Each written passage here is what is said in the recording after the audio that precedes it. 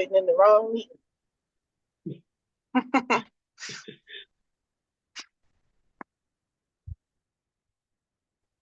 This is Amy. I'm here. Hi, Amy. Hi, just a little late. Sorry. This is Carlos. I'm here. Hey, Carlos. Hubert's here too.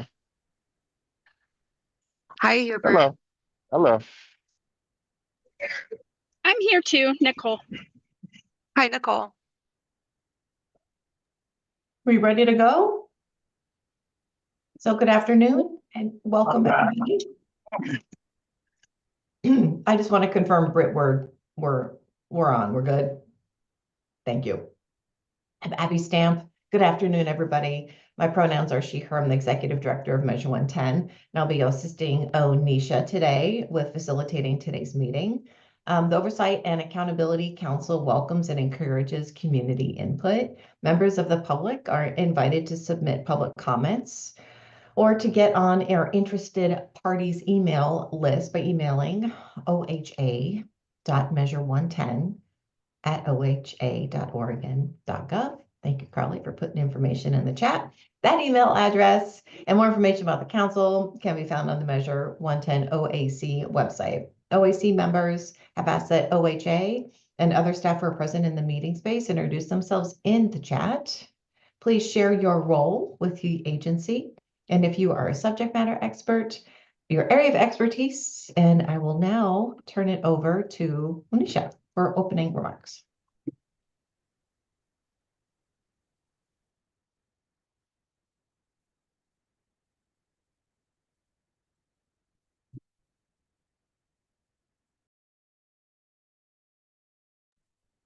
Is it my turn to read the agenda? Yep.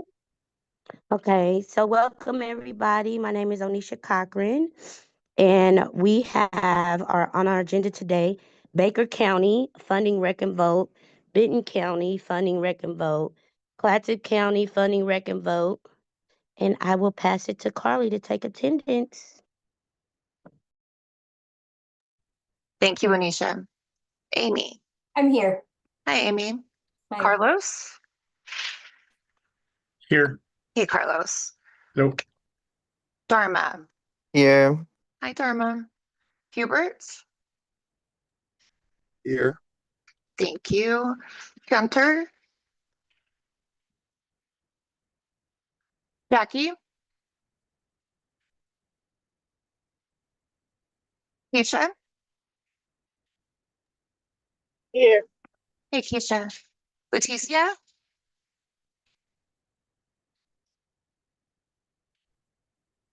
Linda is not in. Meredith.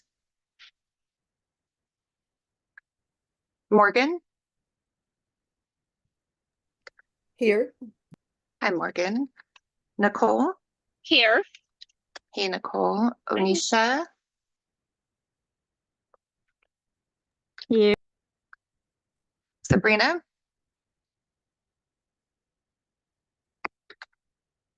And Zab. I'm here. Hey, Zab. Hi. We are good to go. Right. Thank you. Mm-hmm. Good to see you folks today. We were going to jump right into discussing the applicants and the panel review recommendations for the counties that Onisha already went through. But since we developed this agenda, I've had some really good consultation and some thoughts and would like to pose a preliminary conversation with you all before we do that. So many of you are on the panel reviews and you know how incredibly complex and hard this process has been to usher through together. We have had multiple panel review meetings, sometimes a day, with so many robust and important provider applications wanting to fill and perform an incredibly important services across the state. And as a reminder, the DTRSF, or the revenue we have available to grant, that you have available to grant, is $427 million. And the grand total of the 323 applications we've received is over $1.1 billion. So the decisions are all hard. That's super clear.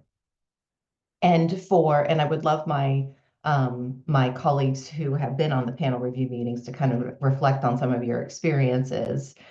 For those of you who've been unable or chosen not to engage in watching those panel review meetings, which are all live streamed, is that the folks who reviewed and scored the applications, many of you are here, we're finding some real challenges with how the application was designed and the rubric through which we were given to score those applications. So what we have been doing, what I have been doing, I will own this, I've been listening hard to all of the feedback from you all, getting emails and calls from folks. And I am doing everything that I can to be innovative and ethical and, of course, legal with proceeding in a way that is thoughtful and robust. So we find ourselves in conversation where there are all hard decisions and a lack of a result through the scores of these applications to really say, hey, it's clear this applicant really rose to the top because of the high quality indicators of, responsive to best practices and harm reduction. That was not the rubric that the applications were scored through. It was much about a desire to be very, and again, I'm retelling what I have learned since I've been in this job, a desire to be incredibly objective to ensure no subjectivity and is simply taking the information that the applicant provided and ensure it was complete and reflect it back to the review panel. So that as the staff is what we have been prioritizing when we receive the application scored and are trying to organize the information and give it to the review panel in a way that's understandable and digestible. So what I want to do is propose that you as a group really have a conversation about how you as the granting organization, as the deciding organization, really deem and understand the foundational approach to how you want to make decisions together as a group. It is really clear that there are a couple of different ways to tackle this. And I think the foundational dilemma I have been listening to and experiencing in the past months and weeks of doing this is that there are discussions about prioritizing existing grantees who have reapplied for additional funds for ongoing and continuity of the existing services. And there is a different value, which is really reconsidering a reorganization and to provide funding opportunities to new applicants and other organizations, which is just a different way of looking at that. And the rubric that we were provided does not allow for that level of nuance and conversation and depth, I think is the word I'm looking for.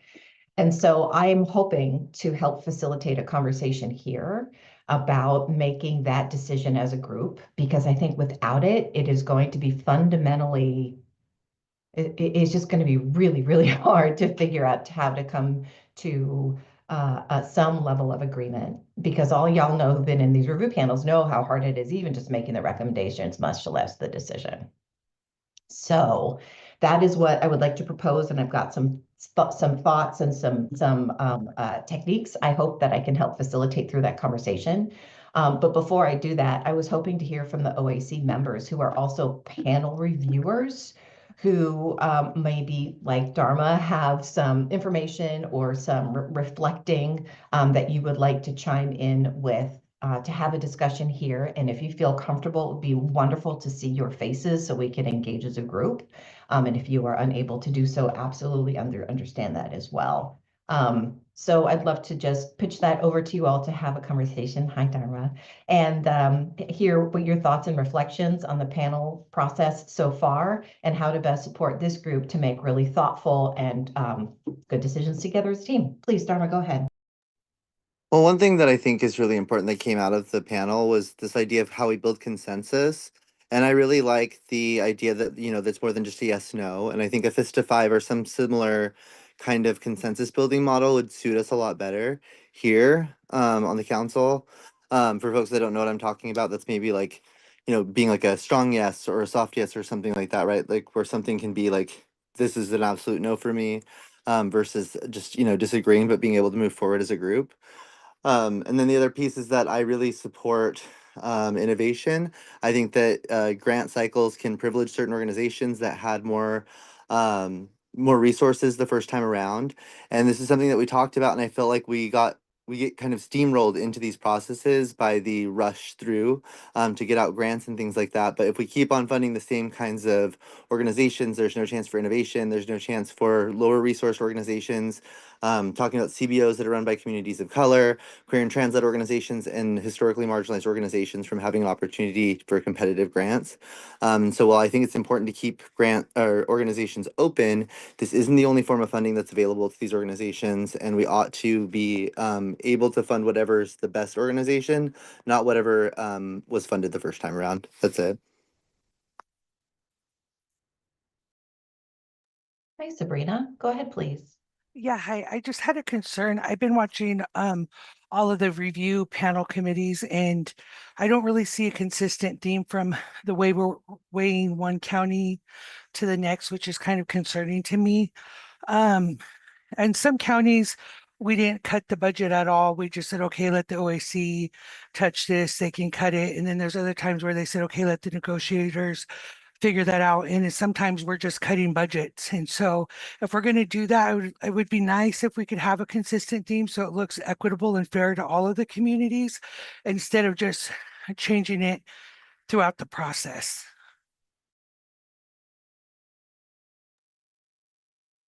And I want to help create a consistent process for you all so you feel solid in your decisions moving forward. Onisha? Yeah, I've been watching some of the videos too, and I had a question about what is our process about giving money to dual license agencies that offer mental health and SUD, but they can bill Medicaid? Because that was something we talked about in the last fiscal reviews. Like if they can bill Medicaid and they are billing Medicaid, then we were really strategic about what we were giving them money for. Like we would give them money for something that wasn't billable on Medicaid, but we wasn't like double paying. We weren't paying them what they can bill Medicaid for. And you know what I'm saying? Or there was a portion of people who didn't have Medicaid. Like it was more strategic. And then it looks like, I'm not sure, but are we also giving money to orgs that are mental health and they don't do any SUD services at all? What is our thinking about that?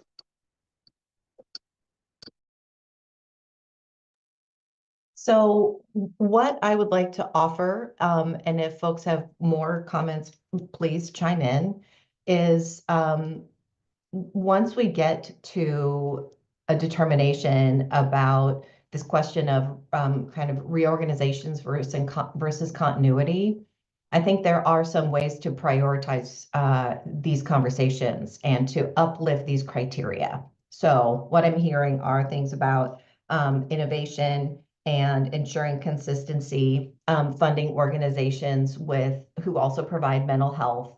And there are ways that we can ensure that your criteria are part of the decision-making process. Because even take a really big county like a Clackamas or a Jackson or a Multnomah, there are going to be so many amazing applications that everybody wants to fund and existing grantees and new applicants that I believe it would be very helpful for you all to have some criteria established. And I think what you're talking about here are those specific criteria. Are there any other thoughts or comments that you've had so far that you want to put into the space today while I help facilitate a conversation to get us to the ability to actually to review the information that we hope to get to today? And if we don't, that's also okay. Onisha, your hand's still up. Did you have more to add before I call on Annalise? No, I was just looking for the answer to that specific question. Are we funding people that are offering mental health services but are not offering SUD services? And how are we funding people that have the ability to build Medicaid versus the organizations that cannot?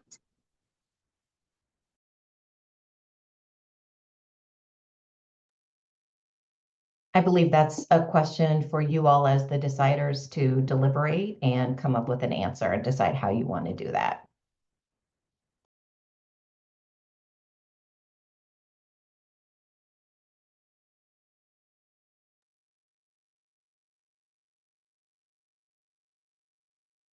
Shannon, did you have a?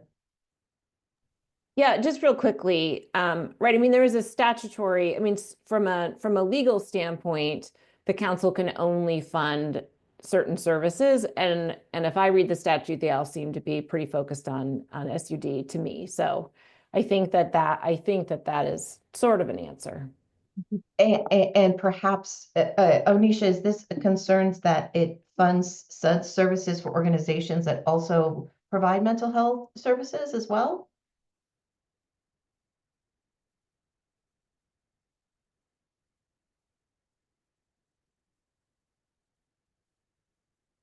I will assert that one of the most important things is that we just ensure if an organization offers a lot of different things, that those criteria just be really crystal clear that it is funding what the dollars are supposed to fund, and that you all are the entity that can help ensure that happens. Okay.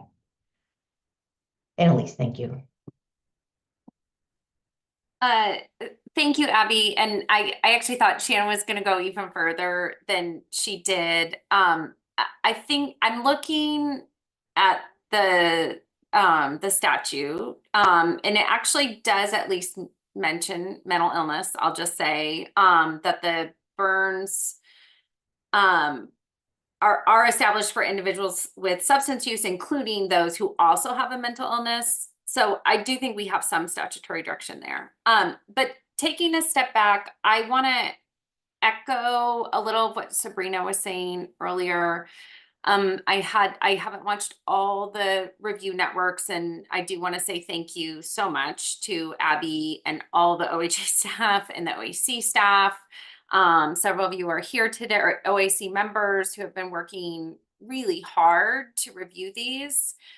I'm concerned about the consistency. I think what hasn't been mentioned yet that I'm really concerned about is twofold.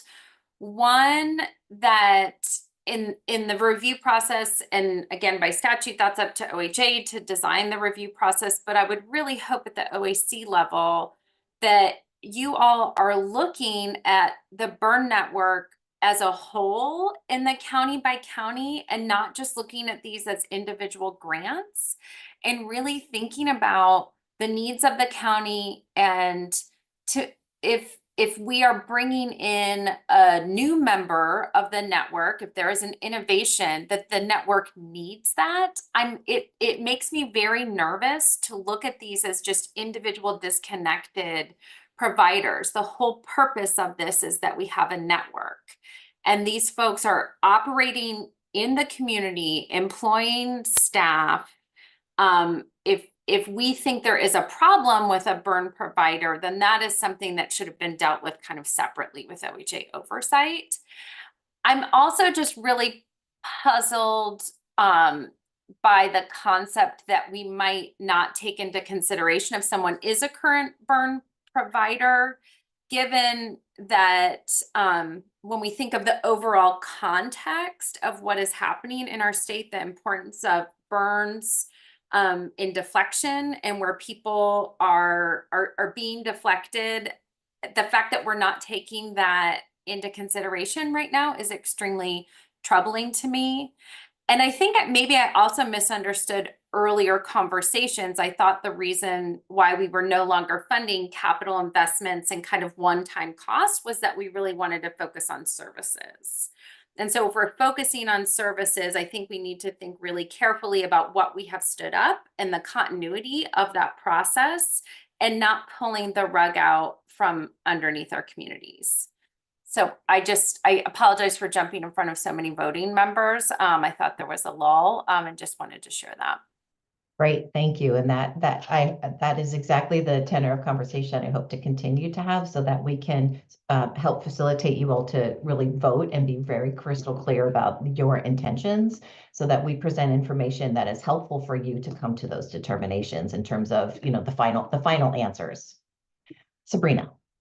Yes, and I also noticed that there on the rubric cube of where people were applying for their service elements such as screening, ASAM, SUD, down like that.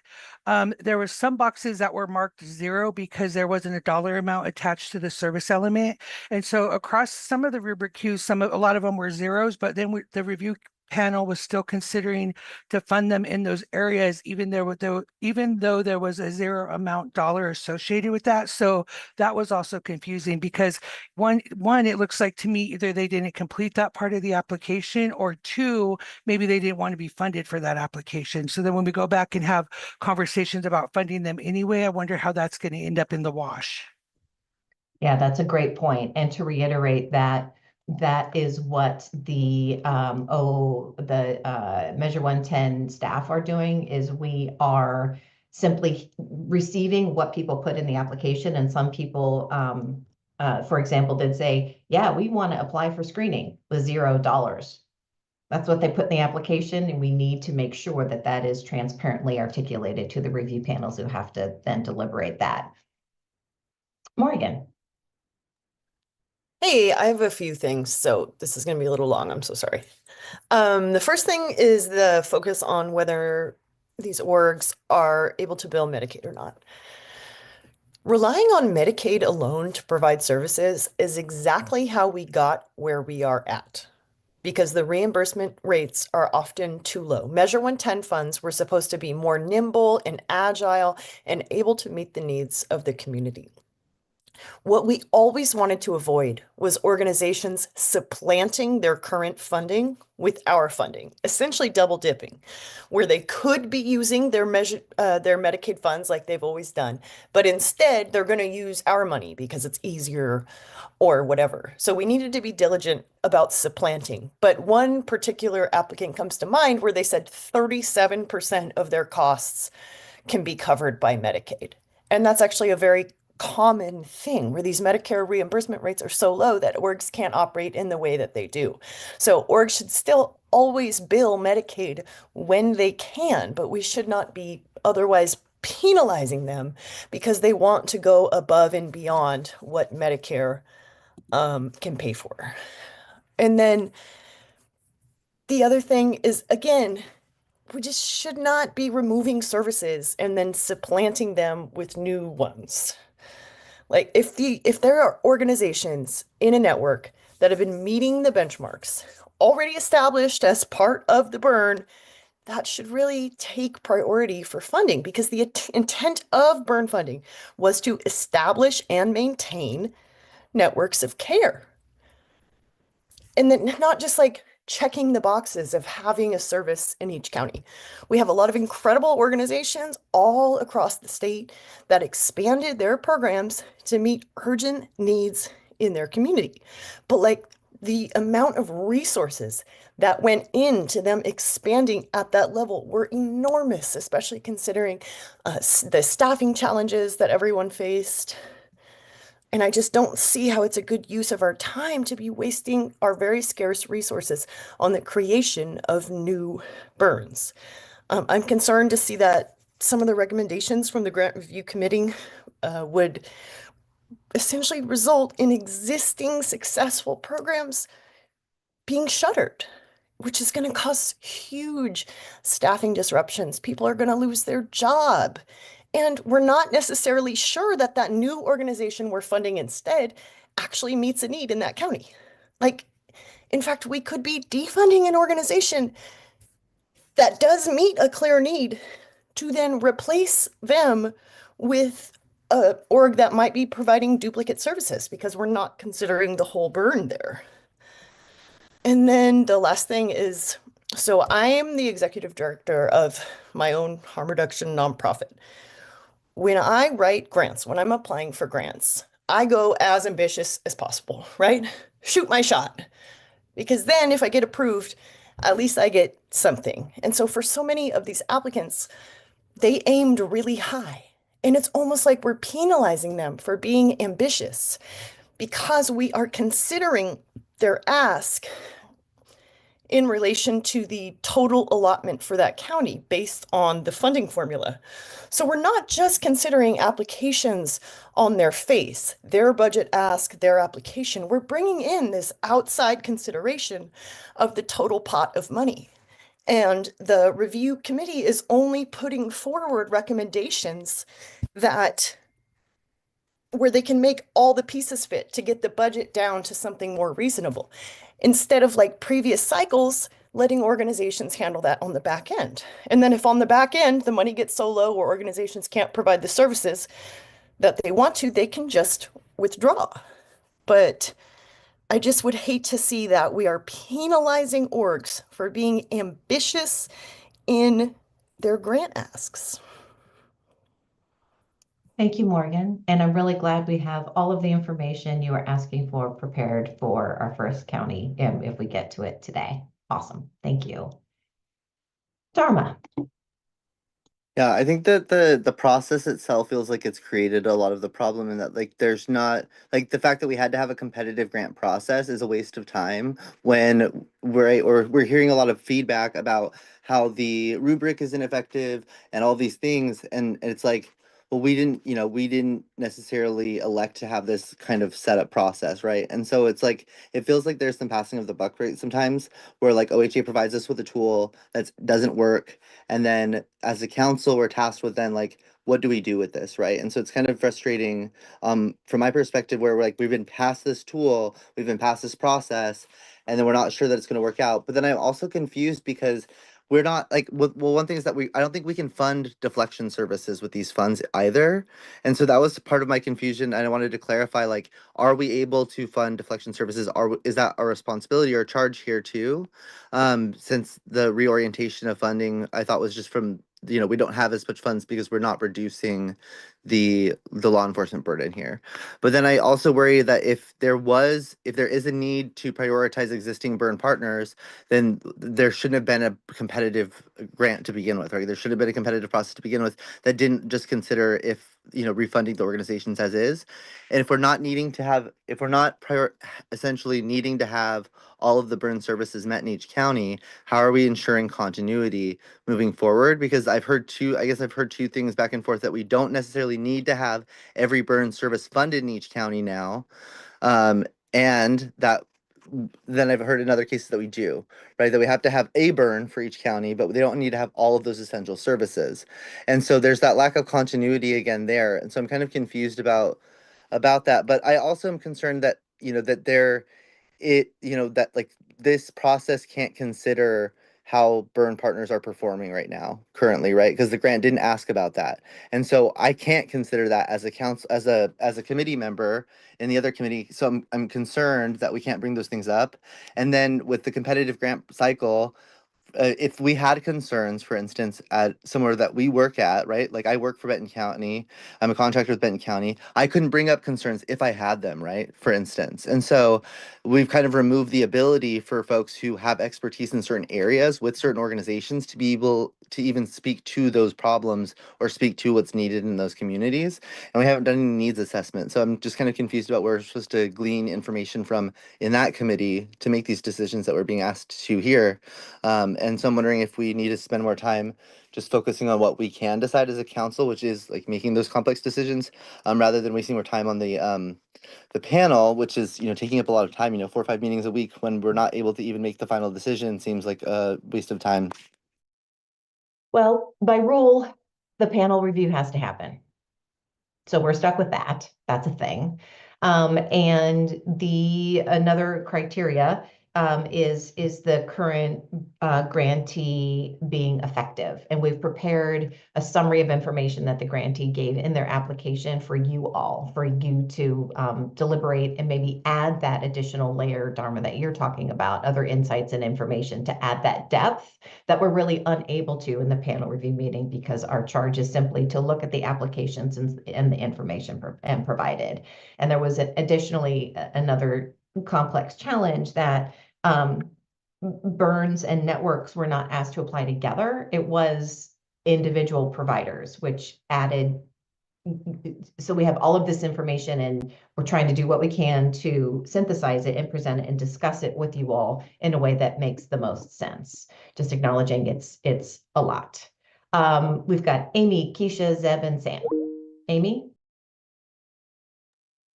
So, I get that, funding the burns, that was a big one, right? Because we funded these burns, we started these burns, and I was a little confused as to why they weren't, being looked at more closely, but what it did ask was, were you a prior recipient of Measure 110 funds? And so they had to state, right, whether they had 110 funds and what they did with it. So that was in the rubric that they had to answer. And so I read it, I read, what did you do with the money? What are you looking at doing with, with it? And what was your outcomes? And what does that look like, what you're applying for? So when we're reviewing the grants for the counties and we're seeing that, yes, this person was funded as a part of a burn, we also get to see this 4 years has passed, what's lacking in services, right? What areas are still lacking in certain counties? What areas didn't get funded well that maybe need to be added to these burn informations or to help these counties improve their services? So yeah, it was open to everybody because maybe they needed more people to come in. This is not an easy process. It is a little more complicated than it needs to be. Sometimes I just want to shut off my computer, but I don't, because it's important work we're doing, no matter how frustrated we get. There's just a lot of people with a lot of questions that really haven't been here for 4 years like we have. And so they don't, they don't understand sometimes. And so they get very Q&I, and so here's the thing, or Q&A, sorry.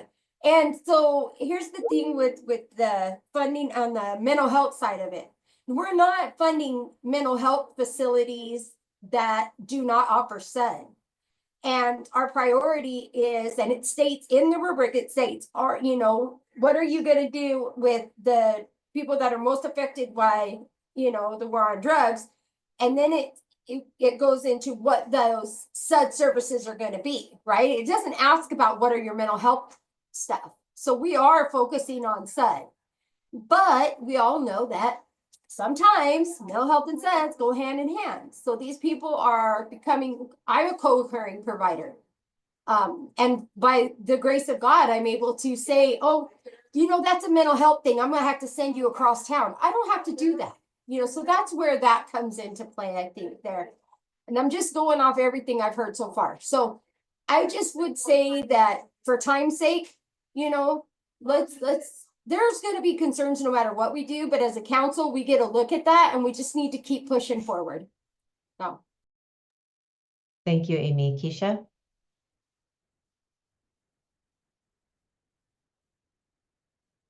Yeah, and I think it's somewhere in the, sorry, I'm driving, somewhere in the, or about worker types, and a lot of these applicants are funding all kind of worker types, all kind of traditional,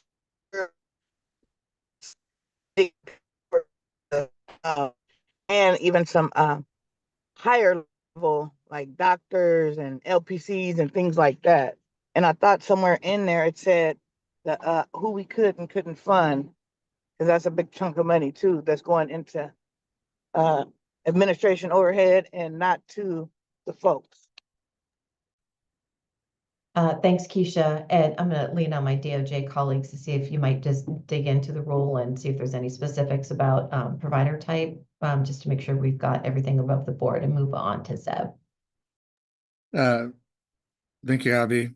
I had a question for you real quick, and then I had some comments. The priority score that you guys came up with, can you explain that real quick? Yeah, sure thing. So when we got the applications, and there were so many, and we were trying to figure out how to present it and discuss it with the panel, outside of going through each application one at a time, knowing that was absolutely impracticable to get through, you know, very well, of that. And, what we wanted to do to help stratify or create more space between the applicants. So was to weight the pieces of information that we know is important to you all as the OAC. One is culturally and linguistically specific services, serving underserved or marginalized or traditionally underserved communities, LGBTQIA, folks with disabilities, doing trauma-informed care. There's a whole list of things. And if folks answer that question. And then the last one, thank you, Zed, was around the Medicaid question, making sure that we were able to at least understand which organizations fully answered in a robust manner. So we were given 3 options when we were reading the questions. Did they fully answer the question? Yeah, give them a 2. Did they partially answer the question? Give them a 1. And did they not answer the question at all? Give them a 0. Not, was it a good answer? Not, was it an answer that aligns with the values? So that is something that is done in notes, not actually the quantifiable metric that we were given to use in that rubric. So simply to help stratify the display of that large number of provider applicants, we weighted those 3 areas so folks could see how well those applicants put energy into answering those important questions, not as a directive around you have to like this application more than the other, but to simply help display the information in a way that elicits more conversation to get to the real meat of it, because we couldn't say the answer is good or bad, or we liked it or we didn't. Was it full?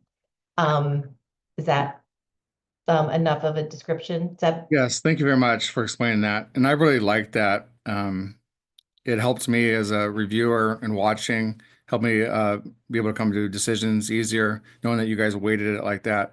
Now, going through the review process, to echo Amy, it has definitely been frustrating at times, for sure. The fact that we may have like 20 applicants and some, and you know, a few of them are 12s, but yet we're discussing people that scored as low as 4, right? Which is significantly low or much lower.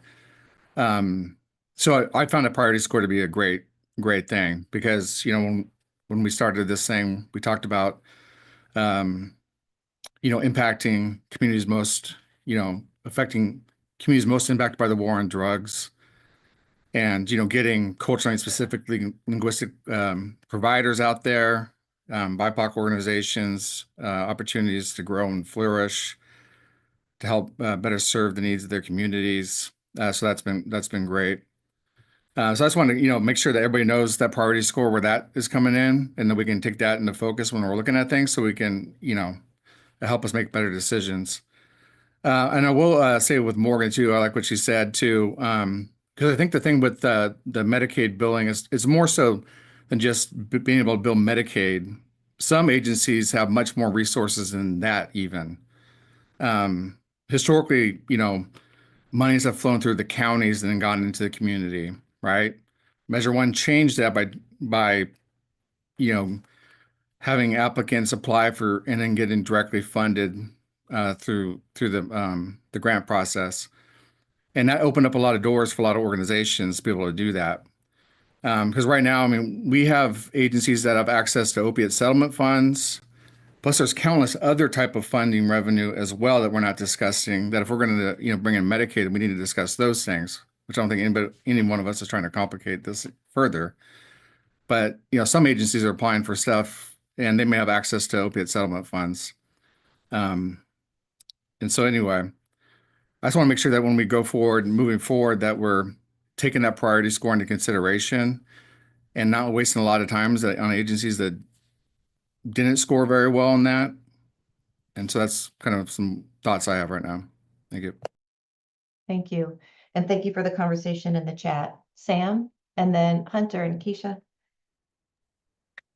Thanks, and my apologies. I was driving too, but pulled over, so apologize for being in the car.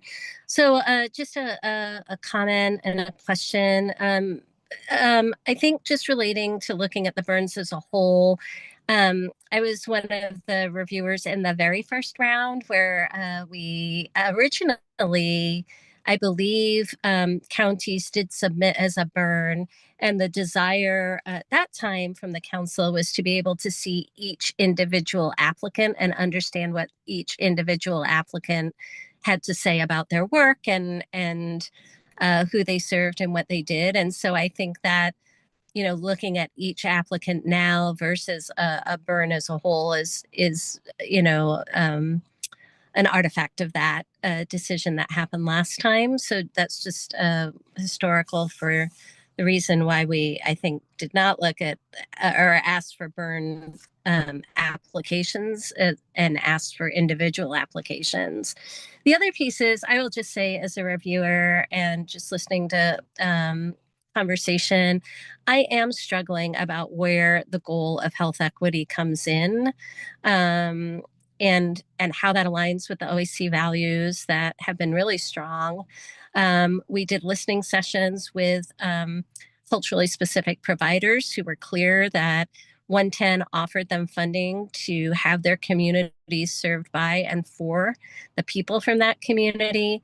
And they were seeking efforts to ensure that when someone is scoring high on being culturally responsive, that they're not, or even specific, that it's not that they refer to a culturally specific provider who indeed does not get funding, but ends up with the work.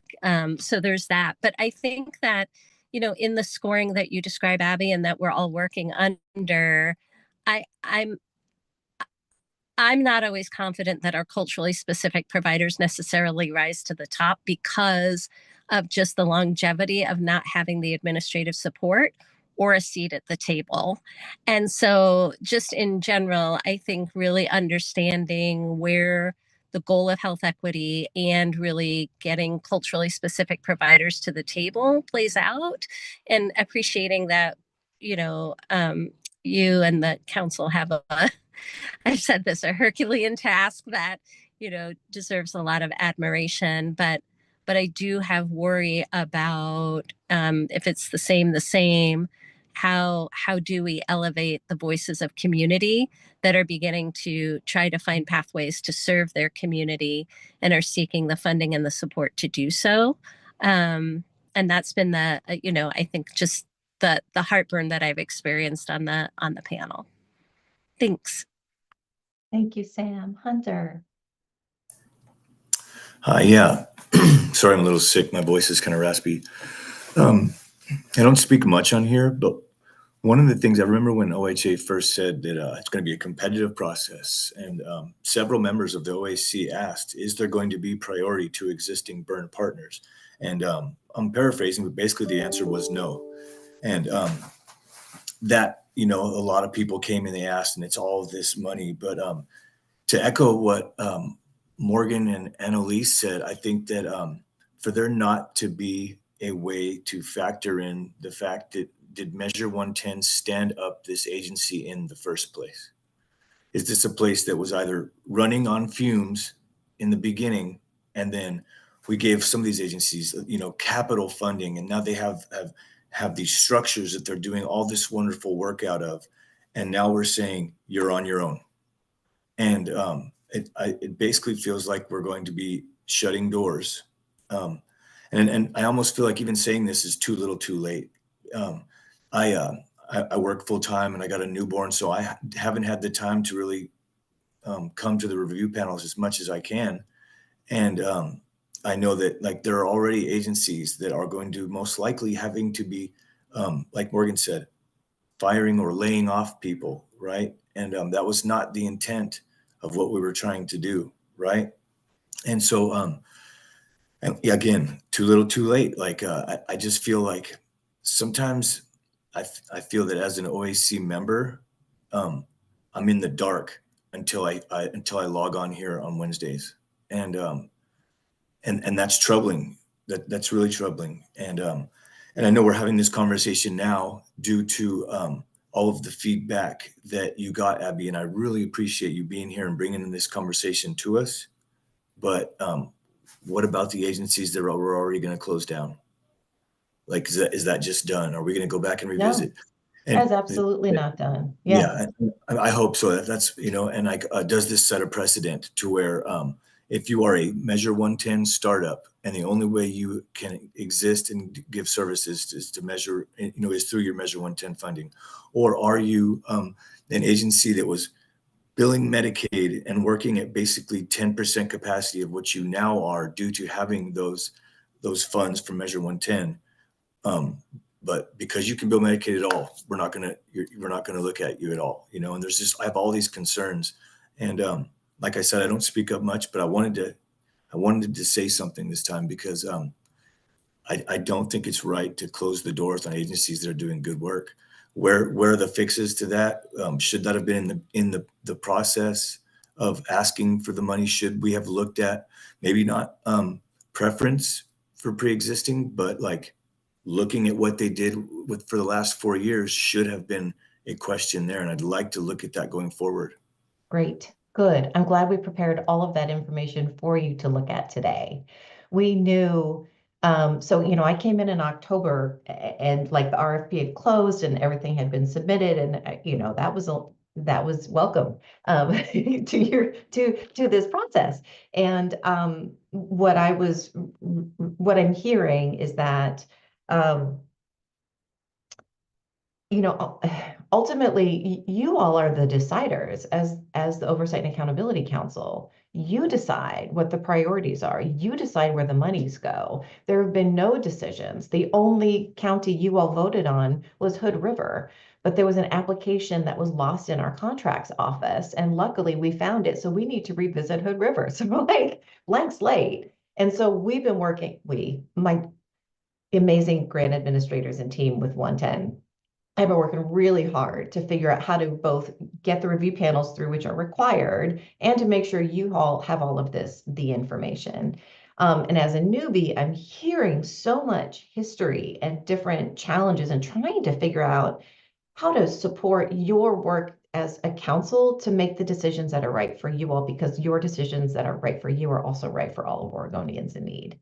So I'd love to hear more from Keisha and Morgan and Dharma. You've got your hands up. And then I would love to, I think we need to, I'm looking at Shannon's name, but I do believe we, for the record, should probably have a vote and endorse how this council would want to foundationally approach looking at all of these applications, because that was not part of the scoring process. And I just want to make sure we're really, really clear and transparent and above the board.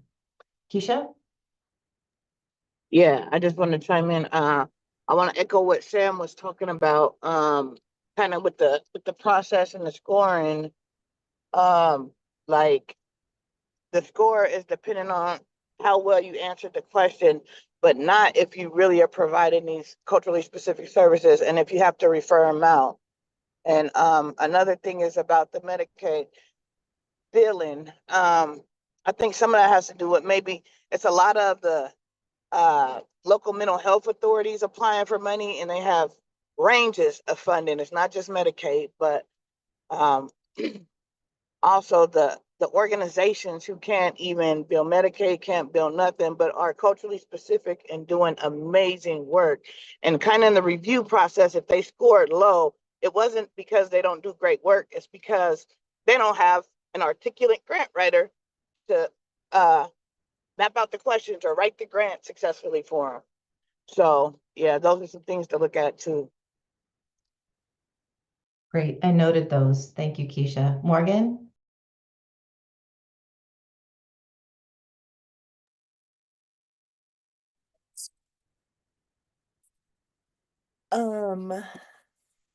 I just want to clarify about the applying or considering the burns. When I say I want us to consider the burns as a whole when we're looking at these applications, I don't mean in a way like vote on a burn in its entirety.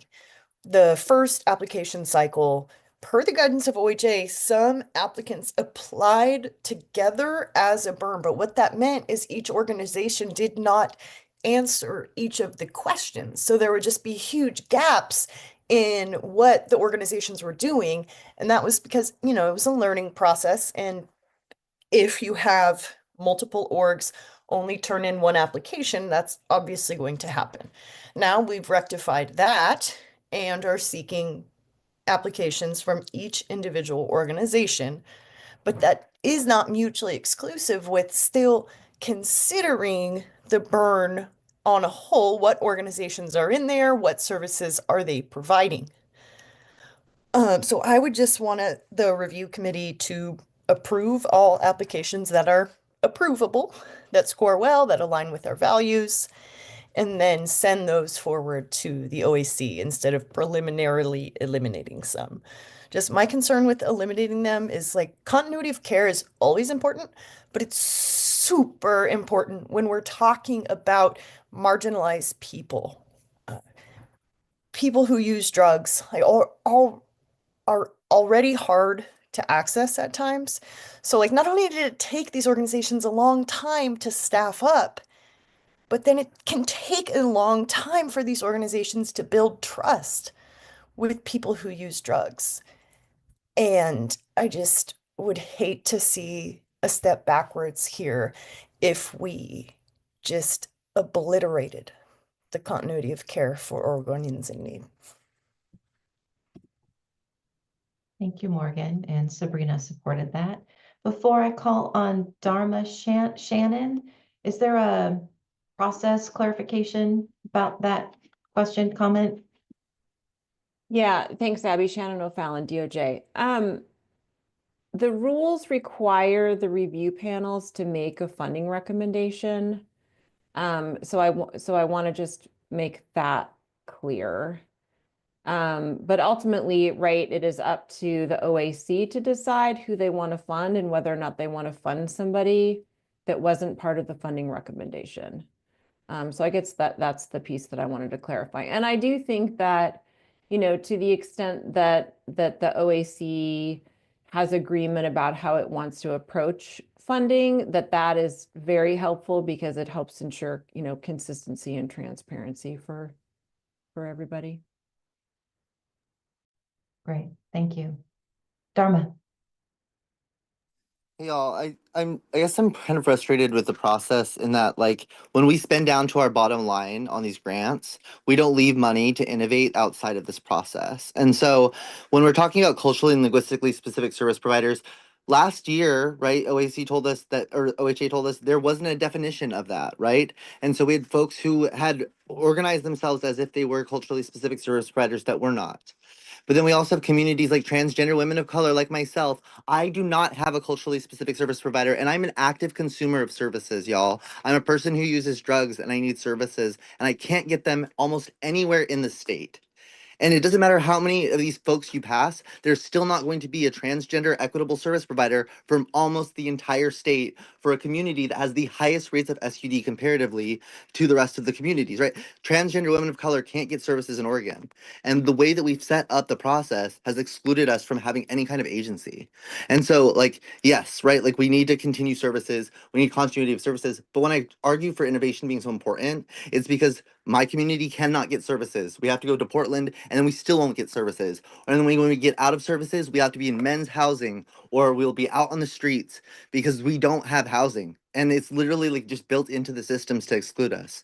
And so when I talk about the importance of innovation and I talk about the importance of research, because as a policy researcher, we're not even looking at the effectiveness. Like we're not spending funding on looking at how effective this process has been or how effective our burns are. We're spending it all to the drop, right on services. And so I get frustrated when we first organized as a council of saying like, we need to save money for innovation research, or we need to save money that can look at equity. And we don't do those things. We spend all of the entirety of our funding, right, on burns as if direct services are going to get us out of this hole of a behavioral health system that we have, and it's not, right? And so with the fact that we don't have any sort of ability to be reflexive about what we're doing, and we continue to just spend all of the funding on burn services and not sure what what we're spending it on is making the impact that we want it to, I think that there's like something really dangerous that happens there where it ends up it ends up just being like every other funding cycle, right? It ends up being like every other process that we ever set up. And we were trying to transform systems here, but there's still communities that get left out in this process, right?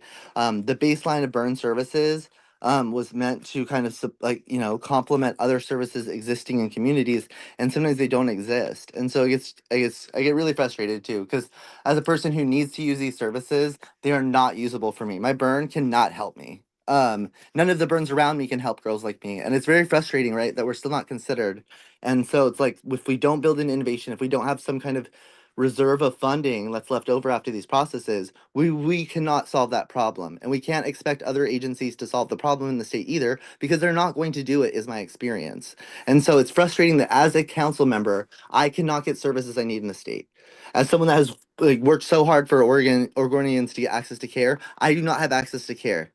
And that's fairly frustrating, y'all. And it's at the end of all this, I know that we're gonna make funding decisions, and we're gonna fund all these places, and then transgender women of color are gonna die because we don't have services. And it's because we don't build in innovation. We don't build in safe gaps for these kinds of things. And it's something that we need to consider. Thanks. Yeah, thank you, Morgan. Thank you, Dharma. Sorry, I was looking at Morgan's picture. Thank you for sharing your experience and for putting that out there. Okay.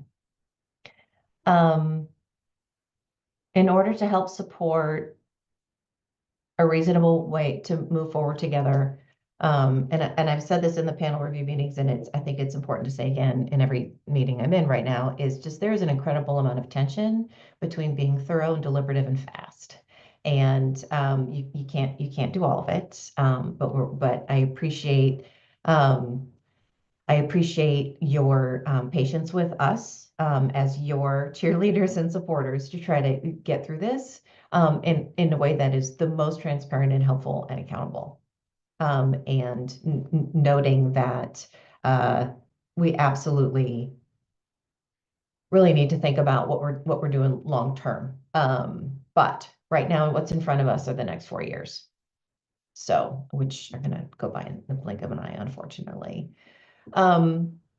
Before we move on, I want to stop, and I want to have a vote, and I hope tri-chairs that feels okay to you. But I want to make sure that this group comes to decision about fundamentally what is the approach for looking at these applications. And again, we have all the information you would ever need prepared for you and available to read off any questions you have about the applications. And you all know these providers best because you've been listening to them and hearing them and discussing them for the past number of years. So I'm not sure protocol, but Shannon, does it make sense for me to look at Dharma and Onisha and see if they endorse moving forward with a vote about prioritizing? You're nodding. Okay, thank you. So I know y'all need to vote yes or no, and so I don't want to say, red or green. So the two votes I'll put out there is one, where someone has to make a motion, right? Yes, okay. So I think the first question at hand is continuity. And does the council want to prioritize continuity of provider? So that's the question at hand. Yes, Norma. I'm really worried about the legal implications of it too. And I'm wondering if we need to have executive session to consider if we're going to consider things that may be outside of the scope of the RFP, right? That like if we're going to consider something like continuity, if that's not expressly written into the grant, is it putting us at some potential risk to make those decisions that way? You want me to chime in, Abby? Shannon O'Fallon again from DOJ. I think that as long as it's application criteria that you're safe, right? And as Abby said, and I wish the chat won't let me stick the whole rule in there. But if you go to that rule link, one of the factors is, does somebody have existing Measure 110 funding, and are they providing effective services? So I feel like that's a safe I think your consideration of the fact that they're a current Measure 110 service provider is fair game.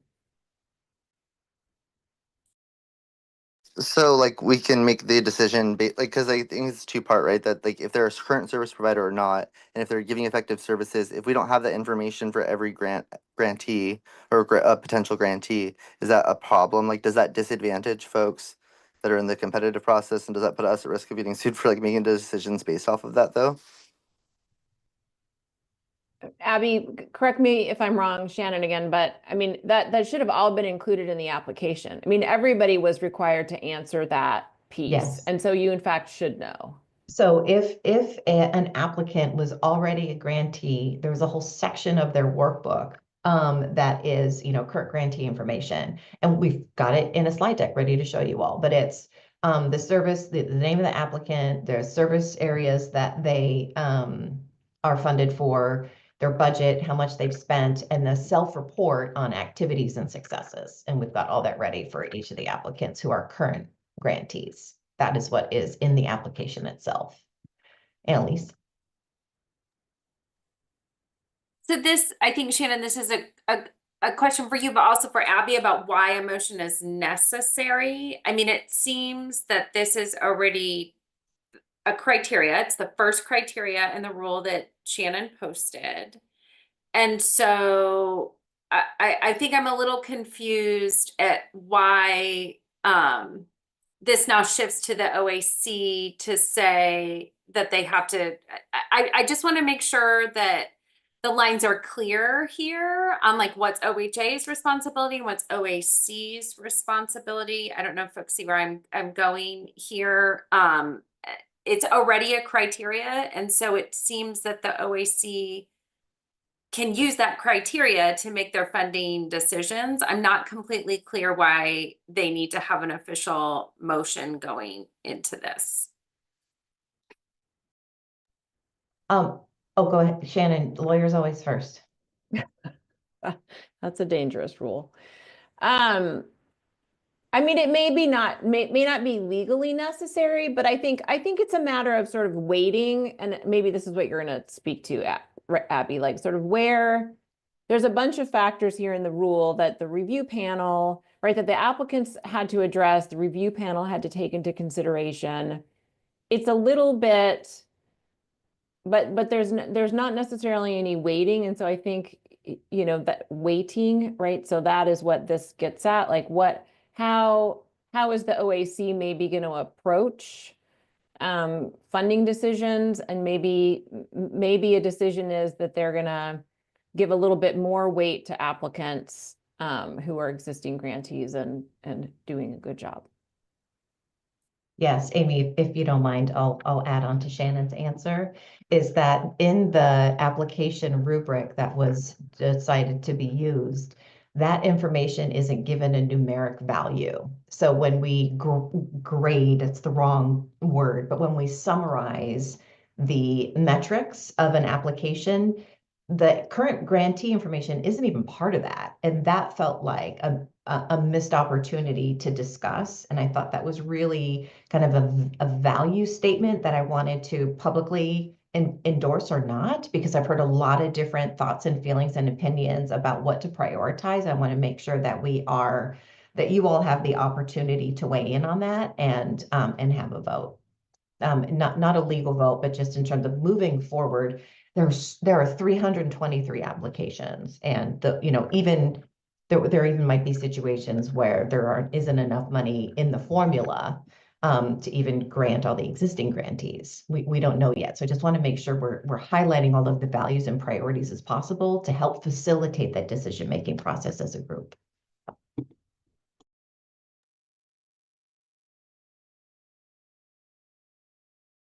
Okay, so the reason that I raised my hand is because I agree. We have not because I'm one of the reviewer people. It just asks, were you a past funder? We are not discussing that, and it's come up. Were they should we be considering that they're in a burn already? And are they today even? It came up. You know, are they a part of a burn? Are they doing their part in the burn? I think it's very valid and very relevant because that's what we were designed to do. For 4 years, these burns have been running on the assumption and that one of the things that I put in the chat was they were supposed to apply for certification so that they could bill.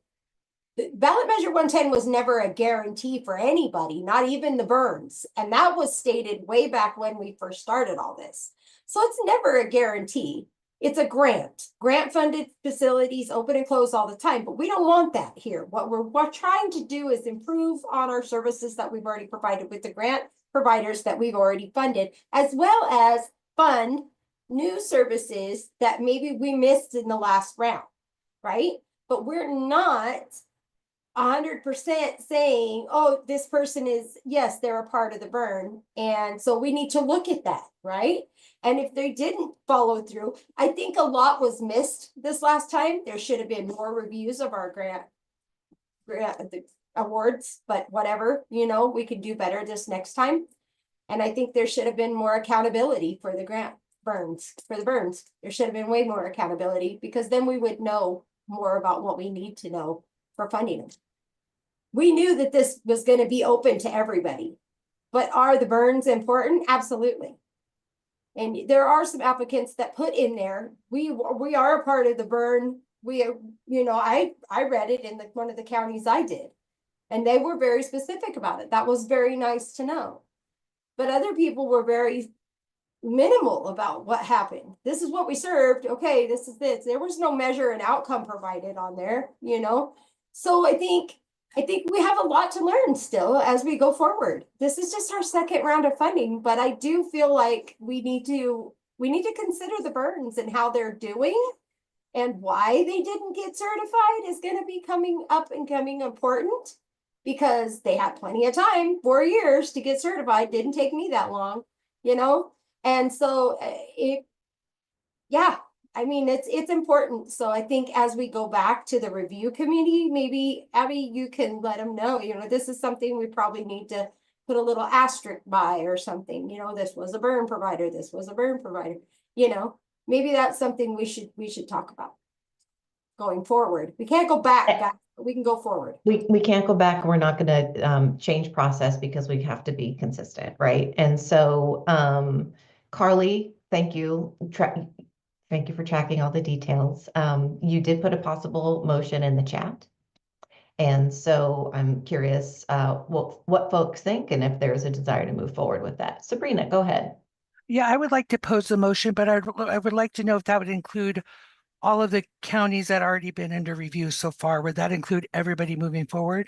This is a conversation about you as the Oversight and Accountability Council, what you want to prioritize and value moving forward as you deliberate all 36 counties. And again, you've only deliberated one so far, and you need to revisit that because there was an application that was lost, and it is found, and we have it for you. Yeah, sorry, I didn't mean to cut you off. I would like to pose a motion, and thank you. That's what I thought. I just wanted to make sure it was for all of the 36 counties for the OAC to deliberate with the motion. And whenever you're ready, I'd like to pose a motion. By all means. Okay, so I move for the OAC to prioritize continuity of reorganization in DTRSF funding decisions. So the Carly's options in the chat is in the brackets is to pick one. Do you want to prioritize continuity or reorganization? I would like to move my motion then and let Dara, I see Dharma has a hand up. Okay. I I just don't feel comfortable prioritizing one without also including the equity piece because that's been just as important of a consideration for I think a lot of us that we're focusing on those most impacted by the war on drugs. And I don't know why we're voting on this though. I don't know why we have to set this as a value. We can just do it as a council. And so I don't know why we would position ourselves as having to do that one way or the other.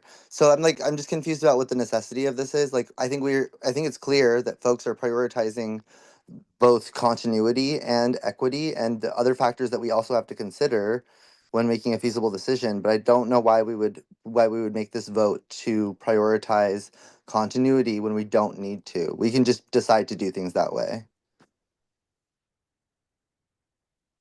Yes, you can. And I'm just thinking about process and looking at Shannon.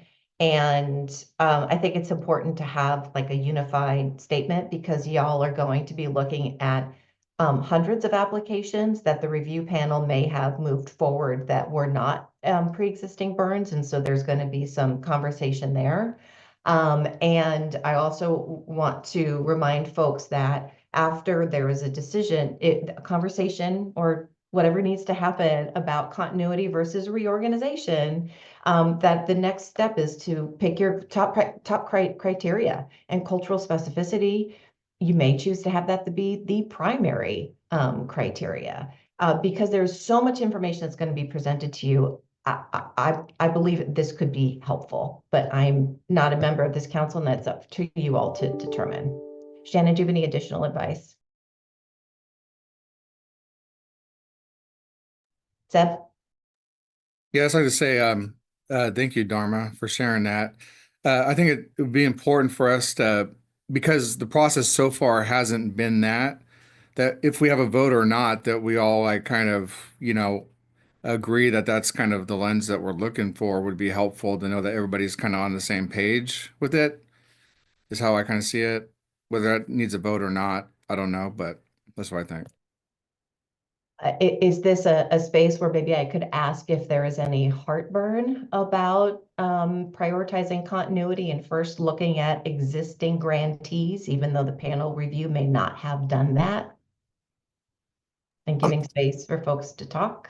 I just think that dissent is always important in these processes. I think especially trying to keep things equitable, but also like not just like equitable as far as who we fund, but equity as far as our thought process and our approach to things.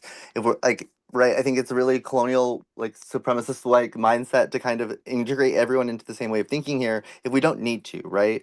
And I think that it requires us to have that positionality as an organization, as a committee, as a board, when we don't need to. I think that we can all agree that like dissent's important because it helps keep us accountable to the communities that we're trying to serve here. And if we don't need to make that decision, we can move forward and have conversations about those things, keeping that in mind, right? That like that can be prioritized. But but I just don't understand is that if then it becomes a problem that we then are prioritizing continuity over an issue of equity. I wouldn't want us to have that established vote that like we're going to prioritize you know, continuity. And it just feels like it's something that is going to take away our ability to have a nuanced conversation later on. Because I think this has happened before in the past with our council before, where we've been steamrolled into decisions because we've made a decision like this. And I think that it'll end up being something that helps reduce the process and helps reduce the burden on OHA, but doesn't necessarily do the most impactful thing for the community. And so that's where I worry is that this is a process decision that we're making more than it is a values-based decision. And so that's where I concern is that like it ends up forcing us into decisions later on because they'll point to this is the decision that you made, we're prioritizing this, instead of being able to have nuance and being able to fall back on later if we if we need to, right? And so I worry that this sets up an obligation or it sets up like some obligatory kind of sense in my mind about how we're making decisions moving forward when if things change, right, if we identify that prioritization isn't the key thing when we're looking at the actual like grant, like not thinking about it hypothetically but actually looking at those grantees, those applications, then it could change, right? And I think that like without, I don't know why we would preemptively make that decision, but I'd support the council if they want to vote on the continuity prioritization, but I just don't think it's necessary. Thank you. The goal in this thinking from my behalf is to support you all through challenging decision-making processes, and that the prioritizing existing grantees is not something the panel review took on. And if that is something you all wanted to ensure comes first, then we could facilitate the slide deck and make sure the materials speak to that. And the other piece that is really possible, if y'all did want to assert that prioritizing existing grantees for continuity's sake, is it could potentially show where there are gaps and where there are needs for innovation in a community. After you look at the information that they provided and say, oh, you know what, actually, this is a gap that we didn't know existed, or we have questions, or kind of whatever comes up, ultimately with a keen eye on equity and inclusion. So are there other I'm seeing a lot of information in the chat, but this is up to you all to decide whether you want to vote or just have a discussion or ask each other questions, so that your thoughts are articulated before we jump into our first county. Zeb? I think Dharma brings up a good point in terms of if we specify, continuity, would that conflict with, like, say, culturally specific providers? Like, if they came to head, like an existing provider versus maybe a new cultural provider or something like that. I mean, would that one outweigh the other, or would we be able to take that in consideration? Um, all of this is incredibly up to you all, because you are the deciders. And if the task at hand is, we really want to if y'all want to make sure that existing grantees get a first look. And then if you're looking at the scope and services and providers and going, oh, you know what? We're missing this. We're not serving that population. That's something you all would need, I believe, to articulate and assert and put into the space. So then you could decide, when you're like, well, we're prioritizing existing grantees, but you know what, we're really missing the ball on this piece, on that piece. And then someone could say, hey, we need to switch that out for something different, or we want to go over formula or do something different. It's all on the table. I want to just figure out how we have, I can have your parameters so I can help usher the conversation, because we will have new members of the OAC coming on board in just a few weeks, and I want to make sure that your decisions are thoughtful and we're able to document and support them. Shannon. Yeah, just wondering if the way to think about it a little differently is maybe not prioritizing some applicants over another, but again, sort of giving a little bit of extra weight to applicants, again, who are current providers. And that's not to say, right, that there couldn't be in particular counties or between applicants, there aren't other things that make other applications rise to the top over an existing grantee, to the extent that that's helpful. Thank you. Dharma. And I appreciate being able to take up space today, y'all. But I think that the point of having a diversity of voices on councils like this is not so that we can make decisions that are preemptive, right? And I think that if we can still have ushering of the conversation, right, you can still do all of that without us voting on this. And that's what I don't understand, right? I think that it's helpful that we've had this conversation. It's clear that folks have certain priorities, and that's okay, right? I think that allowing new members even that come in on the council to be able to dissent is so important for us to stay accountable to the communities that we're trying to serve. And I understand we need to make decisions. We can make those decisions without doing this, but I think it pigeonholes us into having set a prioritization that could change later, right? And so if we can consider those nuances later, let us just consider the nuances later and consider the votes, right? I think this isn't necessary, and it feels like it potentially could set us up for something down the line where instead of having the full decision or having a full discussion, then OHA will do what has happened before to us as a council and say, we don't have time for this. Let's let's look at it this way. You've already prioritized this. And that has happened in decisions in the past over this 4 years, I've noticed. And I don't want us to happen in the future, because I don't think that that's the equitable way to do things. And I know that there will be things that get steamrolled on this council in the future if we make decisions like this. And so I think it's a precedent of not making decisions ahead of time and allowing the conversations to happen with the most nuance that needs to happen, right? Without dedicating our priority. It's like, we're going to give more weight to something. That's the same thing as giving more priority to something, right? And so I don't want to invest any decisions preemptively. I'd rather have us just make conversations, because it feels like something that's going to allow OHA to move the responsibility and put it on the OAC instead of taking responsibility for how things have been delegated here. And that's a big concern of mine. Sabrina. Yeah, I definitely love the way that Dharma articulated everything. And so, I mean, I would be comfortable for a vote. I know how I feel about it as an individual council member, being a part of the council for a while. And I kind of feel like organizations that have been doing the work, they put it on the application. They put it that they've been asked the question, have you been doing this work, without it even being weighted into the overall score. So I'm comfortable with voting, but if we're not going to vote, then are we going to get into to voting for the individual counties, or is this something we need to decide before we move forward? Because I'm comfortable with making a vote. Again, that is up to you all. We are here to support your work. And if someone wants to make a motion, you can. You don't have to.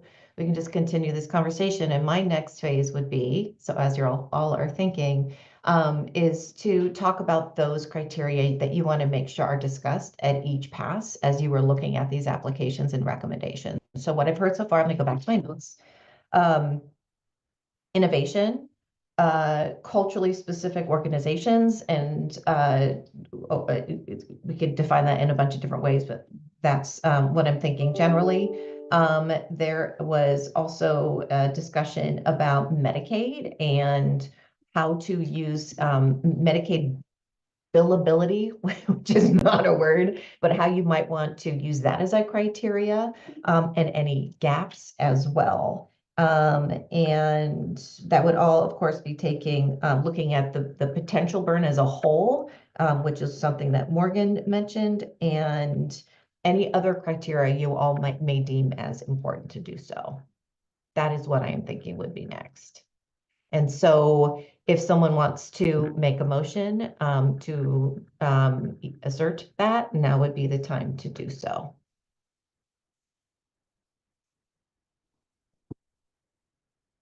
I guess I'm confused why we wouldn't have tri-chairs just set the agenda to move forward, right? Instead of needing to vote on something to move forward with the voting, right?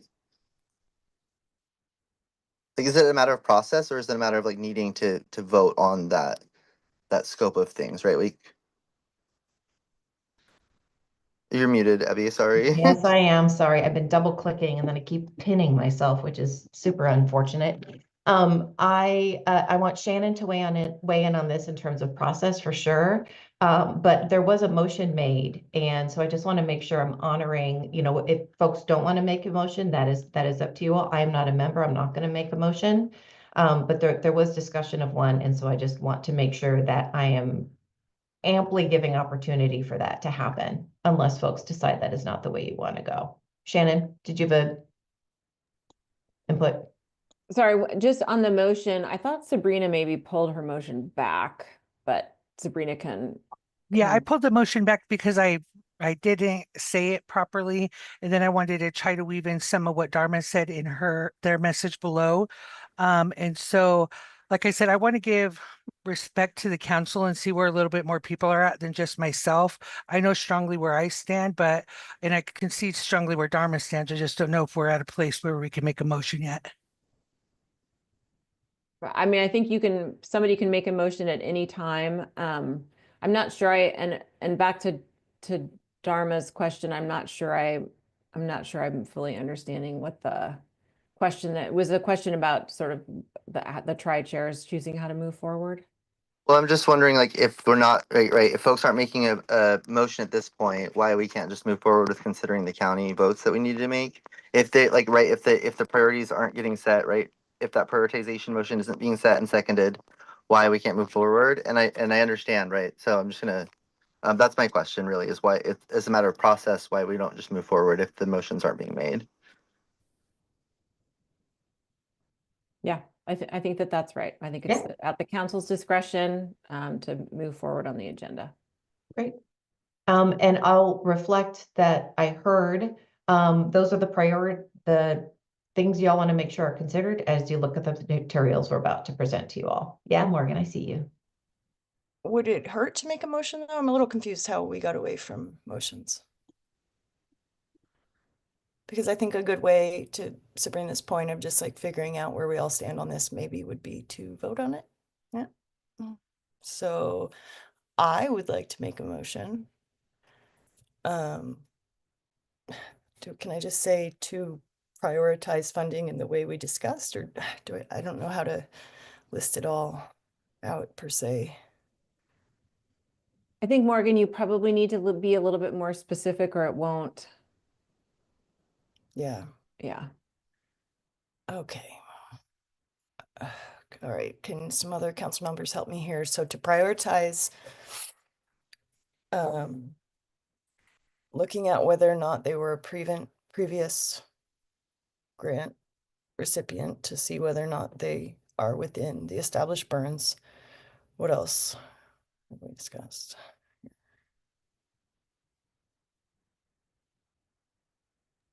Abby, is there any way that Carly can add some suggested language? I'm sorry to interrupt you in the chat box. I just reposted the first motion. Did you want some more? Did you want something added to it, Morgan? Shannon, is that sufficient? What's in the chat there? It is, right, I think it is sufficient. You know, if the motion was for OAC to prioritize continuity in funding decisions, I didn't know if you wanted to add anything about, you know, culturally and linguistically responsive. All right. Yeah, So, services, yeah. I make a motion to move for the AOC or us to prioritize continuity in the funding decisions. Well, wait, redo, rescind motion. I got ahead of myself. Okay. So I would like to make a motion that we prioritize continuity and culturally specific and responsive organizations in our funding decision. I second that. Is that, oh, that's Hubert on the iPhone. Yes, Okay. yes, it is. Great, iPhone Matthews. Hello. Then we call for discussion, Shannon, or we just vote? Discussion. Discussion.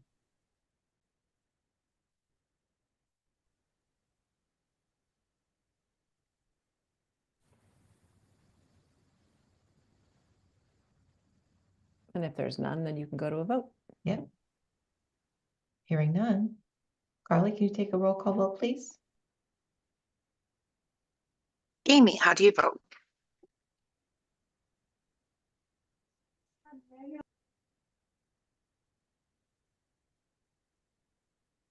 Amy, if you can't unmute, you can put it in the chat. Yeah, we'll come back to you, Amy. Carlos, how do you vote? Yes. Caroline is not here. Dharma, I'm gonna abstain. Hubert, Uh, ooh. I'm abstaining. I think we need more time on this. Hunter, Yes. Keisha,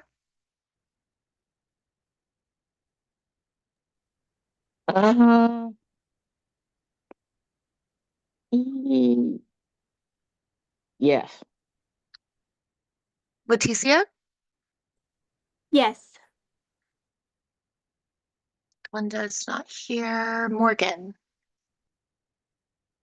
Yes. Nicole Silva, Yes. and Onisha had to step out for a minute. Sabrina, Yes. Deb,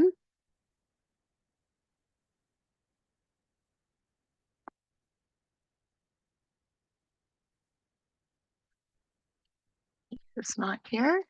Onisha's returned. And we skipped Ryan. I'm so sorry about that, Ryan. How do you vote?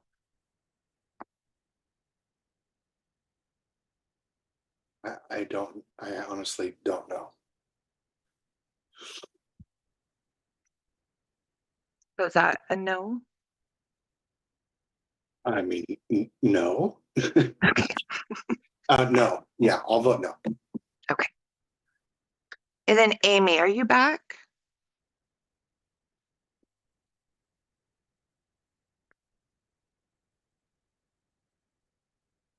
Okay, the motion did pass with 7. Back to you, Abby. Thank you, everybody, and thank you for engaging in that. Wait, Carly, did you say it did or did not? It did. Okay. I just realized I didn't have my ears turned up all the way. What was our count on that, if we could, please? I'm sorry, what was that? Do you have the count of yes and count of abstain? I got 2 abstained, right? Yes, I have 7 yeses, 2 abstain. Okay, thank you.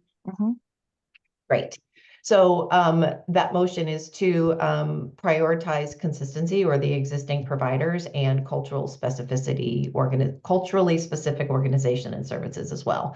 As I move into the slide deck, gird yourselves, please, get up, get some water, drive safely, use the facilities if you need a moment, because we're here together for another hour and a half. I may need to excuse myself for a moment or two just to do that. I've been in a lot of very long public meetings this week and am honestly very thirsty.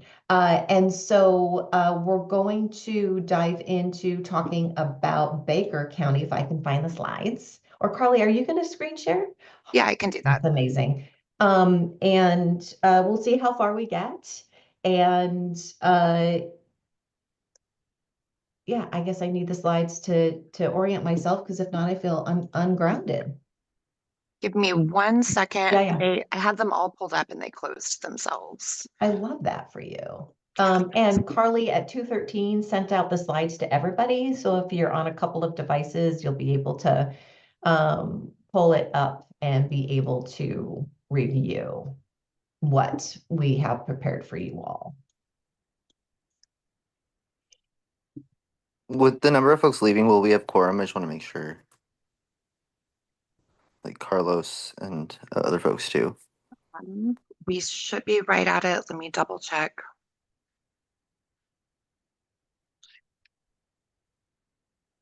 Yes, we are good. We're at 12. And give me 1 moment. I almost have them up.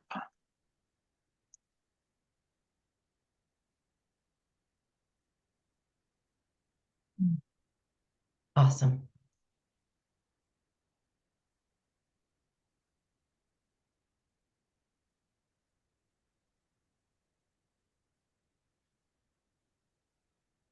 Great. Thank you, Carly. Before we even start, we're going to do a call for conflicts for Baker County. You see on the top right hand, and I'll read this all, of course. The 2 providers who submitted applications, all of them, are Boulder Care Provider Group and New Directions Northwest, Inc. And actually, this says panel members. I know we keep switching back and forth between OAC and panel members, but OAC members with an actual conflict of interest can't participate in discussions on the matter that presents the conflict. In order to protect the members, we'll be calling for conflicts before a matter on the agenda is discussed, if the matter could present a conflict for an OAC member. On the agenda today is a proposal regarding funding for Measure 110 for Baker County. And please let us know if you have a potential conflict of interest or an actual conflict of interest. And on the screen here are the different directives we'll take if folks have an actual or a potential conflict of interest, whether you can participate in the discussion and vote, or let's turn your camera off. So if there's not enough members to vote on the proposal, members with actual conflict of interest will be asked to vote in roll call order or until a majority of votes for or against this is reached. So for Baker County, are there any actual or potential conflicts of interest for Boulder Care Provider Group or New Directions Northwest, Inc.? Hearing none, next slide, please. All right, Baker County. A lot of this is going to look familiar to you all. I promise I will not talk forever and I will get through this quickly, but please let me know if you have questions or any other comments as I move through this for those of you who have not been participating or watching the panel review meetings. Because we are in a public meeting space, I think it's important to remind folks of the process overview. Not 331, 332 applications were actually submitted for consideration.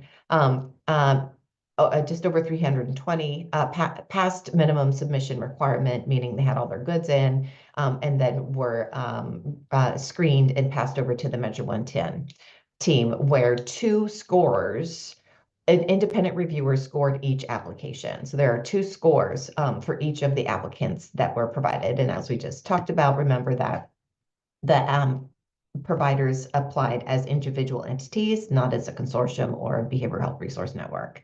And we scored those as required using an agreed upon rubric.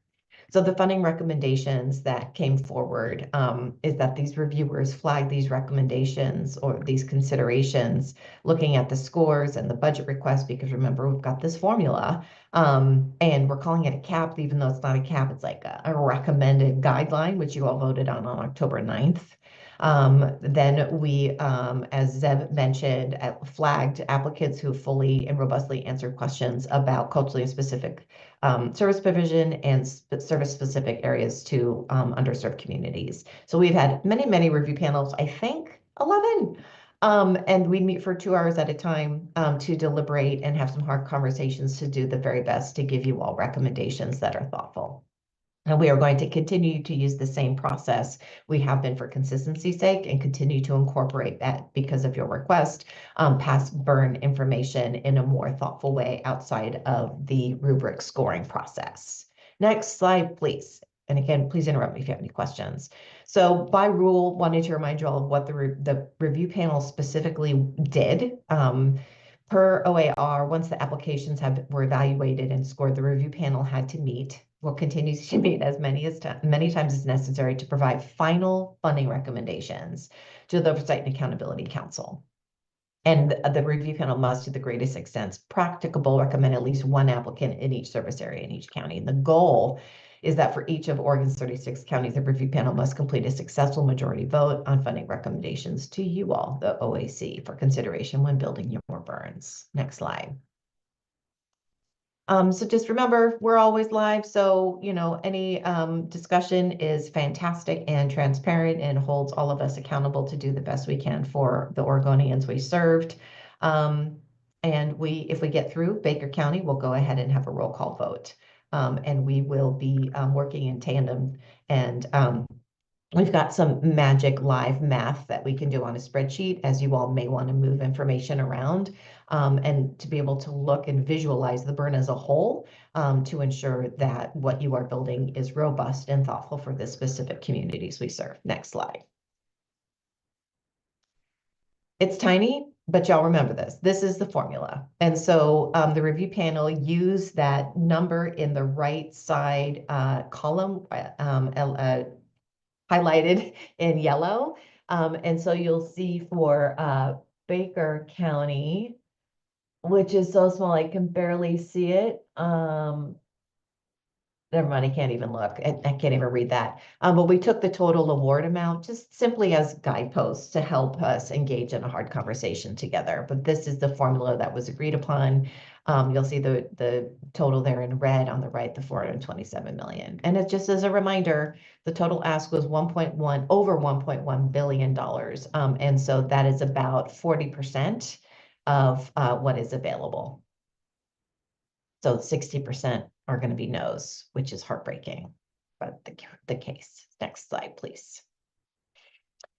Little overview of Baker County, located in northeastern Oregon, encompassing a mix of rugged mountains and scenic valleys. The county seat is Baker City, a hub for history and tourism, as the Oregon Trail Interpretive Center. The county is a small population of just shy of 17,000 people. Majority white demographic, and a significant number are individuals over 65 at 27%. The economy relies on agriculture, mining, and outdoor recreation, and the challenges include a higher than average poverty rate at just shy of 14%, and the challenge of economic diversification, which is typical for rural areas.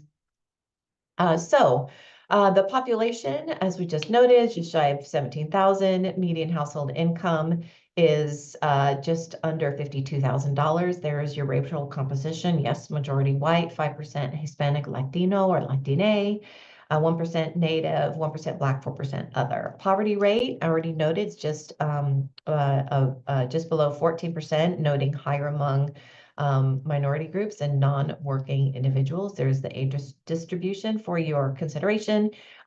Intellectual and developmental disability rates is not readily available for Baker County. but it does have a higher than typical elderly population compared to the rest of the state. Low to moderate income is 37% of the households, and the unemployment rate is 5%. Next slide. Of the 2 applications that were submitted for Baker County, both passed the minimum scoring requirement by the Office of Contracting and Procurement. The total countywide formula, as indicated by you all, is $2,126,372.98. I'm going to say $2.1 million. And the total countywide applicant ask from those 2 applications is 2.4. So the difference there is a delta or an overage of $276,000-ish, $276,528.37. Next slide. And thank you, Carly. Okay. So let me walk through this because we're going to use this consistently. What you can see in yellow on the left-hand side is that top cell says current burn partners. My understanding then is that New Directions is the only provider in Baker County today. And New Directions is funded and provides services in all of the 6 service areas. So what you see across the x-axis in that row after the New Directions in yellow are some lighter yellow cells that are filled with yellow, indicating that, yes, they provide services in those areas. And if New Directions didn't, then they would be white because then it would not indicate. So the full burn in Baker County currently is New Directions. And you can see here screening assessment, substance use disorder treatment and services, peer support, housing, and harm reduction are our 6 service areas. And in blue on the right side on the y-axis are the applications or the applicants. And what is here is what the review panel recommended. And the review panel recommended funding New Directions, the existing provider, in all of the service areas that they currently provide, in addition to Boulder Care that applied for SUD and peer support. And you will see at the bottom where we will include any notes that y'all need to be considering in that kind of turquoisey color. Current grantees are in bold, so you'll see that consistency with, in this case, New Directions. And then the panel recommended services are in blue. So that kind of muted blue across indicates the service area that were recommended by the review panel. And any new grantee is italicized. So this is kind of your summary picture about a county. And I think on the complexity of the conversation we just had, starting small is great. So next slide. Oh, sorry, before I move on, any questions about this? All right, next slide, Carly, please. So this is the information that we presented and deliberated at for the low panel income review. like what we have. It's So I let me feel like walk you through this. What we presented to the helps panel review were the results of the applications they focus on scored. So on the left-hand side where it has the entity, you'll see that Boulder Care Provider Group is in that muted blue, and New Directions is in kind of a gold, I keep calling it goldenrod, but it's orange, yellow-ish. And we wanted to flag which applicants are current grantees. And so this is how we've been able to flag that. And then what we did is, because there were 2 reviewers, we wanted to be able to illustrate using color which service areas each reviewer recommended. So looking across the bottom, if the cell is green, both of the 2 reviewers said, yes, we want to fund Boulder Care for SUD. We want to fund Boulder Care for peer support and New Directions in all of the service areas. That blue, but you'll see harm reduction for Boulder Care at $41,000. One reviewer said, yes, fund it. One reviewer recommended funding it, and another reviewer said no. And if both reviewers said no, don't fund it, that would be illustrated in an orange cell where it says neither reviewer recommended. And again, if there's a gray blank, that means they didn't apply. So what you'll see here is the panelists indicated that they, in this case, that harm reduction services, because both reviewers did not recommend it, at Boulder Care, and this was already over that formula guidance, that they move forward not recommending that, and that is why what you saw in the previous slide. Next up, any questions? Great. Questions are welcome. And so this is a comparison. Take all of those recommended areas and sum them up. Compare it to the total countywide formula in that bright yellow is 2.1. The recommended total is 2.3, and the amount over formula is $234,900. So basically $235K over. Next slide, please.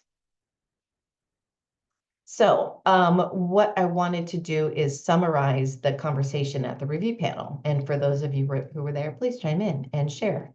So walking you through the slide, what you see on the top right-hand side in the yellow, green, and orange is that the duplicated information was on the last screen, so you can bring that forward as you think about this. No conflicts were declared at the panel review when we met on the 17th of December. Actually, I was not there. That's why I don't remember this one. That's actually reassuring, but that was a month ago. And the recommendations were moved forward to fund Boulder Care's SUD, Substance Use Disorders, and peer support in New Directions Northwest Inc. for screening, assessment, SUD, peer support, housing, and harm reduction for all 6 service areas. And here are some notes. Panel discussed the different service areas, the costs due to the ask being over the countywide formula. Amy made a motion to move this county forward to you all for review and look at the budget to identify if you wanted to reduce any of these areas to get down to the countywide formula. And motion was seconded by Melissa, and then it was approved. And there is the link if you ever want to watch that review panel discussion. And what we've displayed for you here, so you've got even deeper information, is what the reviewer 1 and reviewer 2 scores came out to be. It's on a scale of 0 to 30. And so you'll see those, all of those review numbers are pretty high, but please remember what we've been talking about with those scores. It is really, did the applicant fully answer the question? And that is what we were required to rate. And Zeb asked me to articulate a little bit more about that priority score. I don't think priority is the right word, but we know that culturally specific organizations and serving underserved populations and ensuring folks who can bill Medicaid are doing so are some solid priorities and really funding services that are needed and outside the scope of Medicaid. That is where that came from, and that was on a scale, excuse me, of 0 to 12.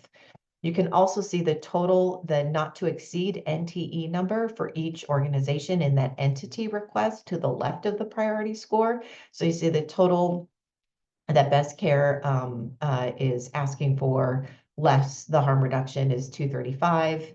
And the total that New Directions Northwest Inc. is asking for is $2.125 million. Any questions? Oh, program costs. I apologize. Boulder Care program costs are 11 million, and Northwest New Directions Northwest program costs were $212,000. There was often discussion at the review panel, but what is in there and why are they so different all of the time? Different organizations built their budgets in different ways, and sometimes program costs would be things like a portion of the rent for the office, or printing costs, or vehicle costs, or sometimes it was actually funding positions. So organizations chose to organize their budgets in different way, and we can always pull up these applications and articulate more details if you're interested and want them. Questions about this slide?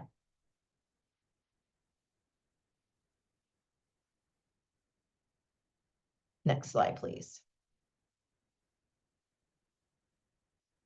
Okay, Carly, can you get, I think, a little notification, then it blocks off the top. Oh, got it. I thought there was something under there. So this is the Baker County past recipient information that was provided in the application.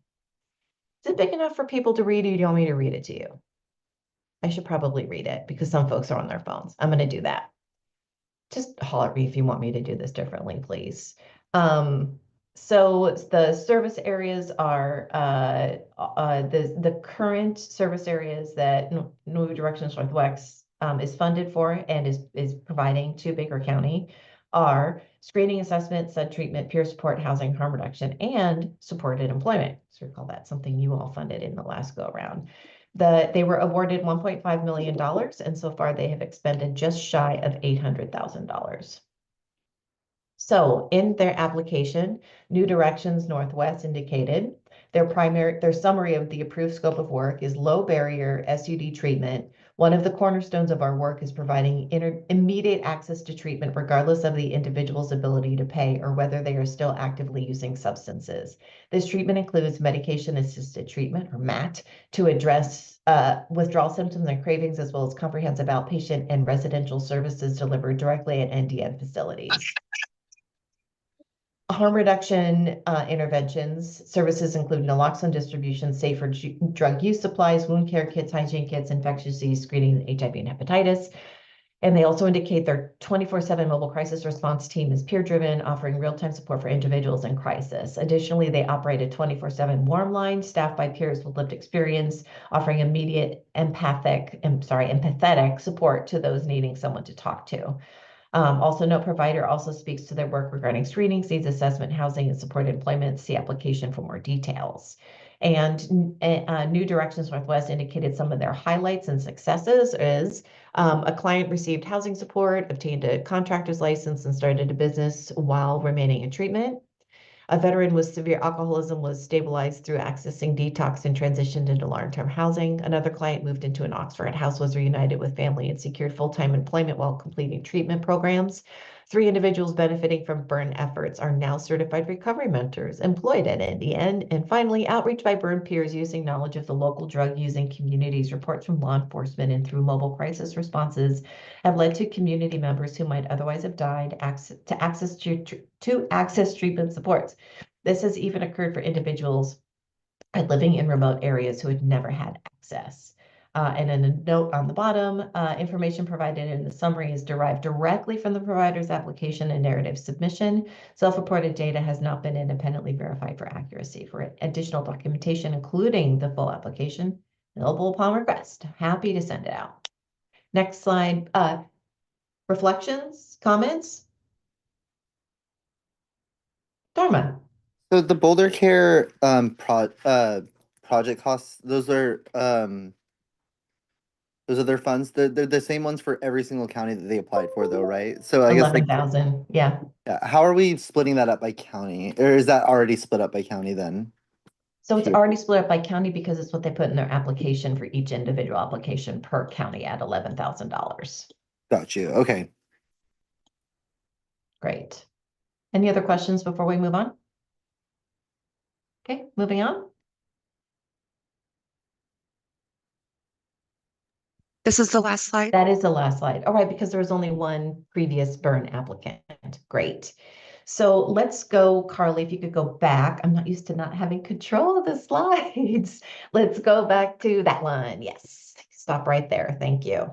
So this is the slide that has all of the financial data in it. And I think the question for you all to deliberate is if you would like to discuss reduction of any one of these service areas or program costs to get more in line with the formula amount. Dharma. I just again have the question about the program costs, because if we're doing the same amount for every county, I just want to make sure that like Boulder Care intended. I guess I don't know what they intended and we can't ask them, but it's helpful to know, I guess, if they voted, if they're applying for other counties as well, and if they have that duplicate number there, if their total cost for program costs is all of those combined, or is it actually just the one? I guess I'm just kind of confused still on how that would work. Yeah. And making sure that we can pin down or at least give notice when they're applying for more than one county.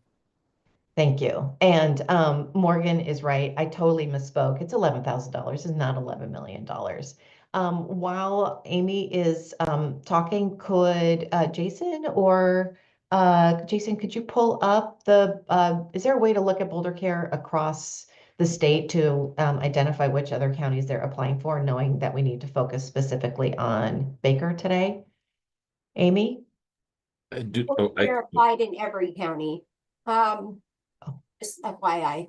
My question was, what was the what is the number we need to get to? One moment, Jason, did you have anything else to add? Well, I was just gonna say the same thing, Amy, that they did apply for every They county. did apply for every county, so $11,000 in every county. And it sounds like Dharma had some more questions about what that entails to better understand those program costs. And I've got the slides up on another screen, so if anybody's on, a device where you can pull up another information, Carly did send that out. We're trying to get to $2,126,000. I am on, let's see, that's perfect, Carly, thank you. That's the number we're trying to get to, Amy. What are we at right now? Because I'm a little confused here. Carly, can you go to slide 14? I think that's. Oh, it says 200,000 right here. That's why I'm Yeah. like, Carly, can you go to slide 14? thank you. No, one more. That's 12. Oh. There you go. That's the one. All of the numbers. So you see the top with the total countywide formula is 2.16 and the amount over is 234. Okay. Anything else, Amy? I'll move on to Hunter. That's perfect. Okay, Hunter. Just thinking about this from like a peer supervision level. I know that Boulder Care asked in every community, and that like a little under 13,000 is definitely not an FTE. So I wish I knew more about how they, like, how do you all over, or maybe how do you have a little bit spread of one or two, however many that peer support that really is probably going to hire, and then do online peer support in a small place like Baker City, Baker County. I guess it's just an observation that I wanted to point out there. Hopefully they have a great way of doing that, and they're going to be connecting with other community members and community partners. But I just wanted to say, like, that's one of the things that stands out to me. Okay, we can have one of our team members pull up their application, and the kinds of things we've been hearing in the panel review meetings as we explore Boulder Care is it's very much telehealth, and so they're probably funding a portion of a person to do some support work. But that is just me reflecting what we've been hearing. It would be really good. We understand That is people correct. have concerns about That is Jason, you correct, got it? Abby. Yeah, like Also not yeah. So they everything is telehealth, and for the smaller counties, if you plan to travel, it is a portion of an FTE that is being asked for to be funded to cover the services in that county. Thank you. Sabrina. Yes, that was my question. So do they have, considering how much money Boulder Care is asking for SUD and peer support and program costs combined, to me, it would seem like they would have a one full-time SUDS worker, one full-time peer support, just patiently waiting on the phone for somebody to call from Baker County with those amounts that they're asking. And so if it's a part-time person, the dollars to me don't really make sense. So Jason, what can you articulate a little bit more what's in that applications? Do they have an actual percentage or what they're articulating for SUD as well, what the capacity might be? Yeah, I'm trying to review, and my Excel keeps freezing on me, so I'm having trouble navigating. So I'm sorry, just bear with me. Their proposed budget does not indicate a number of staff. It just says salaries. Correct. Yeah, yeah, it doesn't actually say. So it may be, I may have been speaking, I believe maybe I'm thinking of a different, it may have been a different Boulder Care that it specified a partial NT. So it does not look like it does on this one. Actually looking at the Baker one now that it's all pulled up. So let me ask a follow-up question that might help. On the budget workbooks, each applicant was supposed to indicate how many people they would be serving. Is there a sense from Boulder Care for SUD and peer support, how many people, or I guess phone calls they would be receiving and working with? Yeah, so for the peer support, or for SUD, first year 20, second year 29, third year 34, fourth year 36, and then same numbers for peer support. And then also for harm reduction, the units of Narcan that they were looking to distribute were 120 units the first year, 174 the second, 204 the third, and 216 the fourth. Great. So although there isn't a staff number, it does sound like they are articulating the people they would anticipate serving. I hope that's helpful information. Morgan. When I look at here, they're asking for 200, just over 200,000 for SUD and 12,000 for peer support for 2 years of operating. I don't think that seems very high in the that actually seems low. I mean, it seems in line with what they're projecting to do. But I just want to remind us that the distinction of a county line is so arbitrary. There are many organizations, especially in Southern and Eastern Oregon, that cover like a group of counties that span across them. There aren't even 36 county courthouses in this state. There are 26 judicial districts because some counties have to share. And so Boulder Care is one of those orgs where their peers are actually working across various counties in a way that's much more agile than funding that's restricted to a single county. So that's, I know we had this discussion years ago about whether we really had to fund each individual county or we could do let counties sort of pool and share resources. And per the letter of the law, it was determined that we cannot. And that's why we do these county by county burn grants. But I just wanted to make sure we're not penalizing Boulder Care for what is at times an advantage, being able to work very quickly across county lines without having to be really distinct there. And again, I just don't think their ask is particularly high. I feel like that's quite in line with what they're doing. And as a reminder, it's a 4-year grant. Thank you. See, well, even lower then. Yes, even lower. Sabrina. Yeah, and I just wanted to add, I appreciate that. I appreciate that they're also serving a rural community, but I mean, do they plan on somebody calling the line every single day? I know, like me, I'm in a rural community, and sometimes we see 3 to 4 people at a time, and so it just, fluctuates sometimes. And so then that's why where my concern would be. So are they having a partial person ready to go at any given moment, or is this county going to have to compete with phone tree or the line being bogged up because they can't get through because everybody's calling this phone line at one time? That's the thought process that I have. And so even though it's great, I could see cutting some funding from their program. Anyways, that's all I have. Amy? If we're looking at the small ask of Boulder Care and I'm moving to New Directions, I'm looking at theirs, and New Directions can bill, am I correct? They can bill for services, correct? They can bill for their SUD and assessments and screenings. Does anyone on the Measure 110 team have their application up to verify? I'm looking at it now. Awesome. Thank you, Kathy. Eligibility and billing for Medicaid or health insurance. Their organization, New Directions Northwest, offers a range of behavioral health services that are eligible for Medicaid reimbursement, including outpatient and residential substance use disorder treatment, crisis intervention, and mental health care. So they're fully accredited to bill Medicaid for these services. So, yeah, thank you for that so much. So I'm looking at these two numbers here and seeing, because I know housing's not often funded and harm reduction is important, and peer support is important, but I think we could lower these two to get to this number and still fund Boulder Care. Amy, which numbers which service areas? So screenings, assessment, and SUDs could all be lowered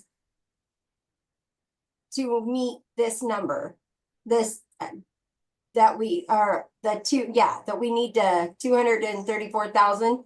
I think, and we could still, maybe take 100,000 away from Boulder Care. That would get us here to this amount over formula, and we could still fund both of them. Other thoughts? If anybody thinks that's doable, I think it works.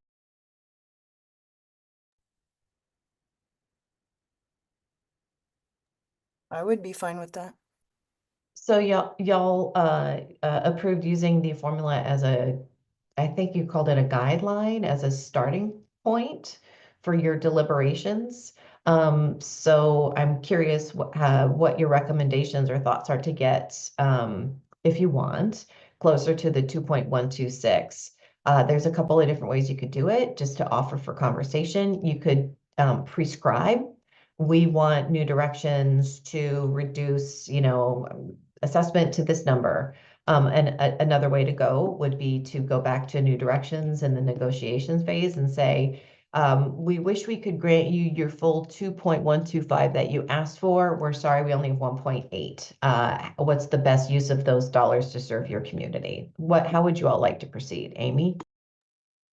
I think we should ask New Directions to lower their screening amount to, do I need to make a motion or no? Not yet? Anybody can make a motion at any time, but I think I don't think we're in discussion about kind of what you all would like to discuss and what your recommendations are for I think this consensus. SUDS in New Directions could be reduced by 125,000. I think assessments could reduce by 100,000. And then the rest can be reduced in screenings. That would, well, yeah, because their total, yeah. So there's that, right? Oh, 2 million. I misread that. My glasses, sorry. Okay, so we'll have to reduce it a little bit more than that. Sorry. So we're 200,000, maybe 225,000 here in SUDS. Sorry, you can't see my cursor. And 200,000 from assessments. Amy, we're only 234,000 over the orange yeah, I am right. shape on the right. Okay, then I am right. Well, So Amy, can we let New Directions maybe tell us what services they could cut to still meet that number and still meet all of the service areas? That way, like, we're it's a letting it. suggestion to them, Dharma, something they can work off of to see if those are workable numbers. So if they could lower SUD by 125,000 and still make it, if they could lower their assessments by 100,000 and still make it, and then lower their screenings by the rest, that kind of gives them an idea of what they need to work with, and then they can come back to us. That's why I was saying that. Because if we just go back and say, you need to move this here and here and here, I don't want them to take away from harm reduction or housing, but I think as their billable services, they can certainly take away from the SUDS assessments and screening. And I think we could let them make that. We could let them make that determination instead of making it for them. Is what I'm saying. If it's a cost thing, then we can let them know, like, we need it, right? But but if the suggestion was, sure, go ahead.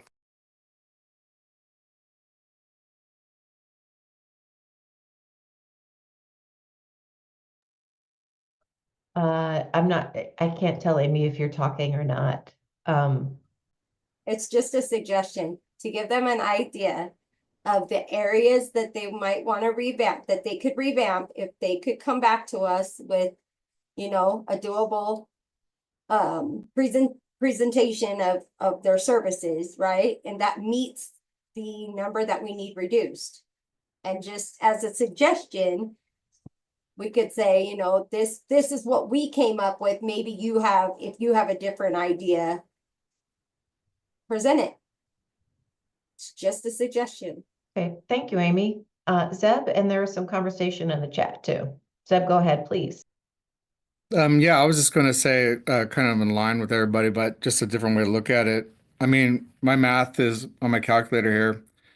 If we asked them if we funded them both at 90%, and kind of like what Dharma's saying too, like they can decide which percent they're going to reduce from, then that would get us below the county allotment. And now it could be like 91% to get below that allotment. I don't have the exact math. But that would give them freedom to cut from where they think that they could cut from.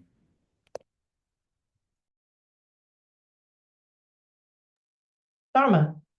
I think because Boulder Care is so small, like there's such a small portion of funds, I'd want to focus it on New Directions here, just because the amount that Boulder Care has over 4 years is going to be really small. The cut is going to be, I think, pretty not as like I think effective as a reduction for us to focus on Boulder Care here than New Directions, but I would agree either way. I think leaving it up to them is a better decision. Okay, so what I'm hearing is a couple of ideas on the table for y'all to consider of reducing both organization a percentage or reducing New Directions solely a percentage and have them come back with how they could do that thoughtfully. And the third discussion was a suggestion of helping them prioritize reducing those dollar amounts in screening assessment and substance use disorders. Is there, are we at the point of someone wanting to make a motion, or is there more discussion needed?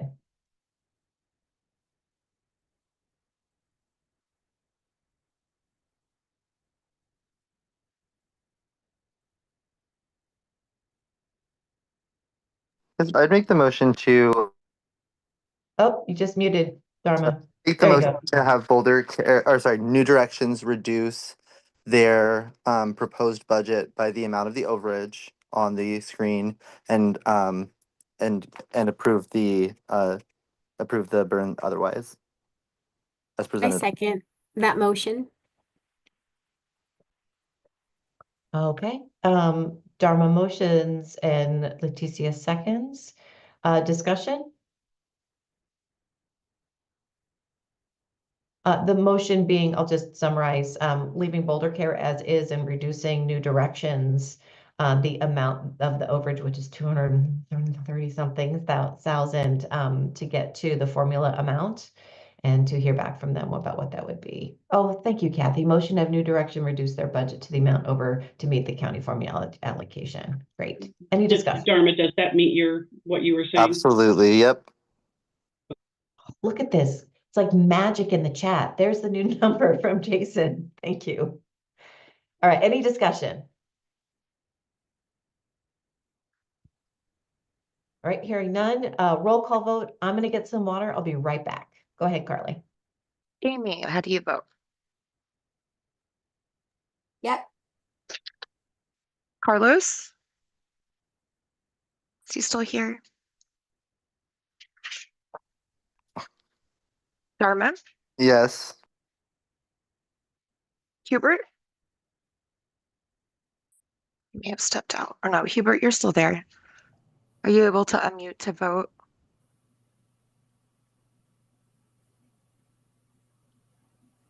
You can put it in the chat too. I'll come back to you. Keisha?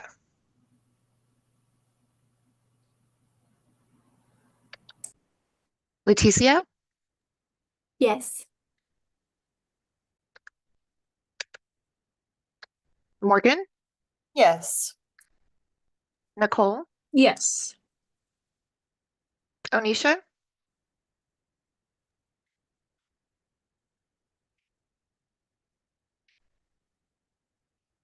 Onisha, are you there? Sabrina? Yes. Zeb? Yes. So that passes, but I want to go back to Onisha and Hubert. Are I'm y'all voting able? yes. Okay, It's thank Hubert. you. Thank You're you, welcome. Hubert. And Onisha, are you there? She did put in the chat, yes. Thank you. Okay, Yes. I thank said you. yes.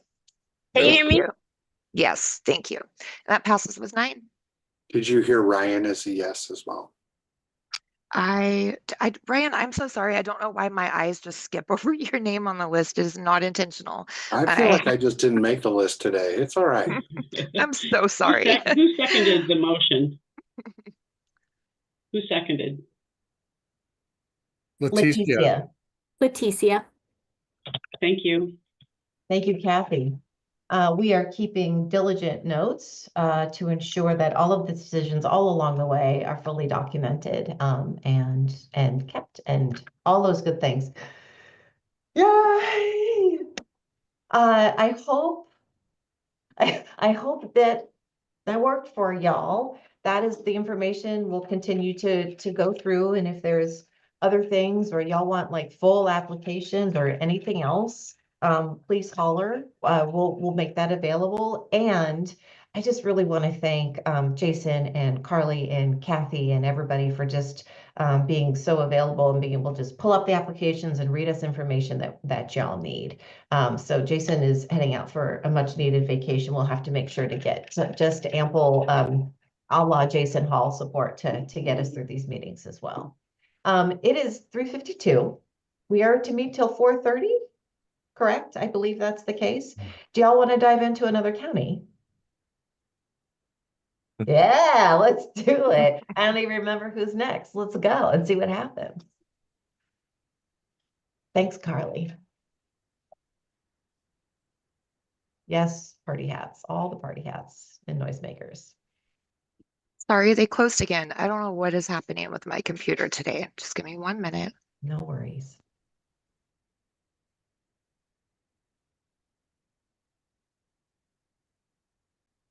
Benton, correct? I'm sorry, I was stirring my icy water. Say it again. We want Benton County, right? Yeah, you got those slides? Yeah. Okay. This is gonna be a challenging one, but we're up for a challenge. Yes, B, Benton, of course, alphabetical.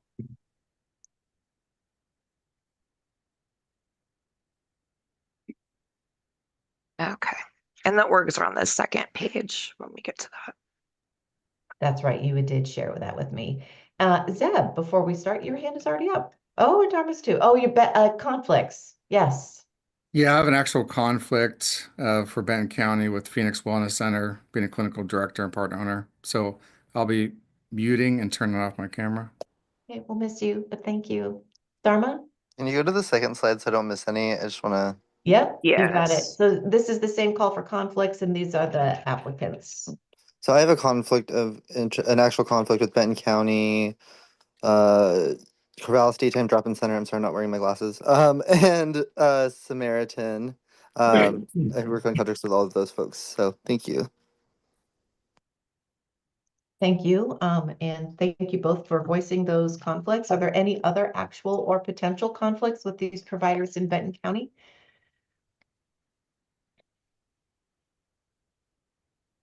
All right.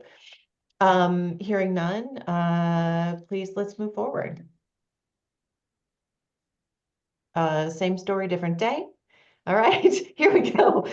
We just have those at the beginning of each slide deck because you never know what day we're going to start with what application, what county. So Benton County. It's the western part of Oregon with Corvallis as the county seat, home to Oregon State University. The county wants an academic and progressive community and rural charm. Diverse economy anchored in education, agriculture, and technology sectors. The population is about 98,000. Mostly well-educated with a significant percentage of holding bachelor's and advanced degrees. Benton County boasts vibrant cultural and recreational opportunities, but faces challenges such as housing affordability and income inequality. Median household income is $73,000. 75% white, 9% Hispanic, Latino, Latine, 6% Asian, 1% Black, 8% other. Poverty rate is 18.4%. Age distribution is 15% under 18. The majority, 67%, age 18, 64, and 18% 65 or older. IDDD rates, 8.7%. 42% of the households are low to moderate income, and 3.3 pretty low unemployment rate compared to the other counties we've been discussing across the state. Next slide, please. Okay, so Benton County, the total countywide formula is $10.4 million. There were 15 applications submitted. All 15 passed the minimum scoring requirement. They got all their stuff in. The countywide total ask is $23.3 million, which is more than double the countywide formula. So the difference, or the delta, or the overage, I should say, is $12.8 million. And as just a recollection, the providers we'll be discussing, as Dharma and Zeb already noted a few, is Benton County as the health department, Boulder Care Provider Group, Community Helping Addicts Negotiate Change Effectively. I believe they go by Chance. Community Outreach, Corvallis Daytime Drop-In Center, Corvallis Homeless Shelter Coalition, Corvallis Housing First, Crossroads, Corvallis Inc., Faith Hope and Charity Inc., Family Recovery Inc., Family Tree Relief Nursery, Ideal Option, Pathfinders Clubhouse, Phoenix Wellness Center, Samaritan Health Services, and Unity Shelter. Next slide. Okay, lean in.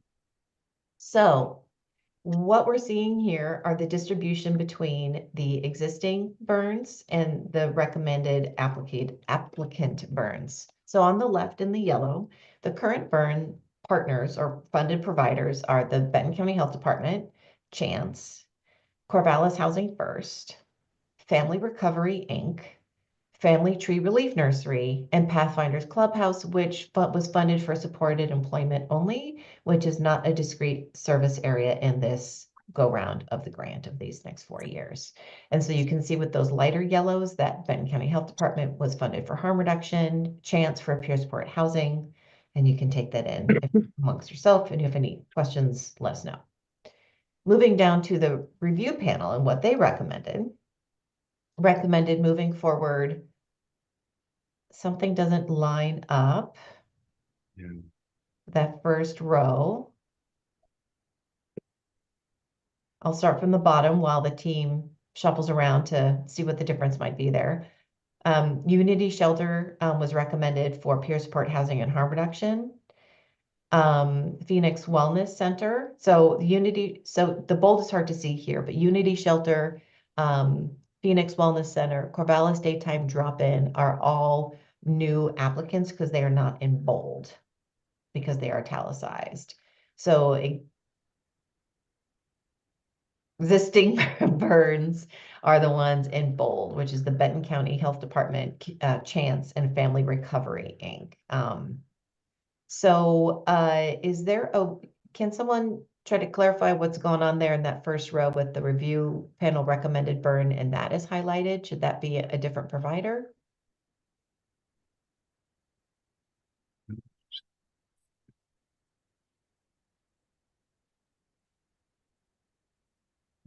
I'm reaching out to Kylie. Great.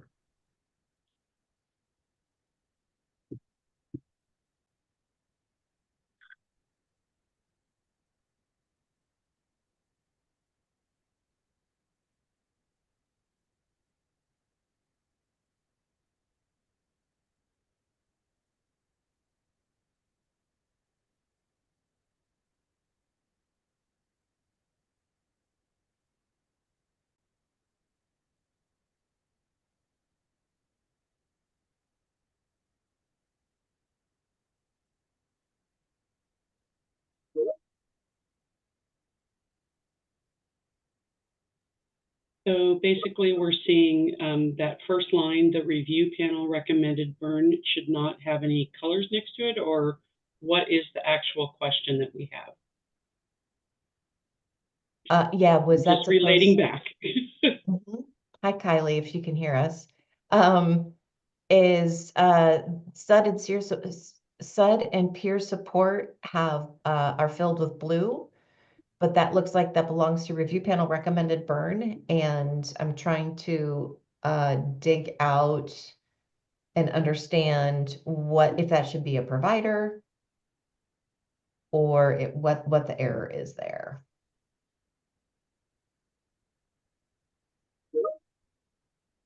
I hear all of the chats going back and forth. Jason, just in case you know you're unmuted. Sorry. That's okay. Just so you know. Yeah, just trying to figure out what's going on with that. Yeah. And I'm opening up the Benton County presentation from the panel review to see if I can assist with this as well.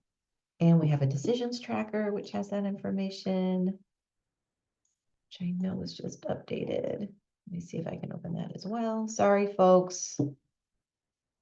Thank you for your patience.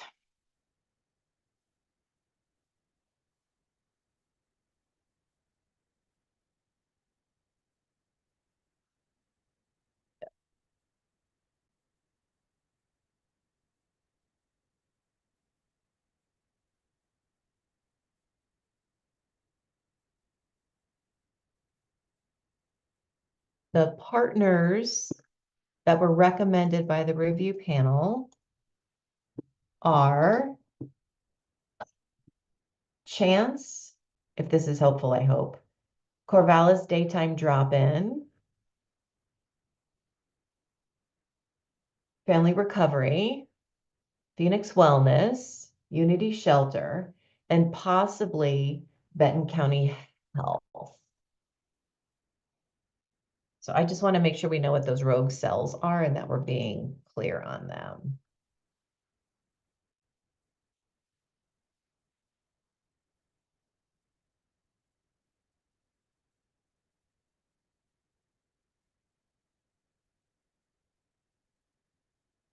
I will also share some other concerns that came through the panel review. So you've got this in your brains while we're trying to figure this out. And one panel member voiced concerns that Faith, Hope, and Charity was not included in the recommendation because they had a very strong application. We will note that they are also not a current burn partner, so that is something.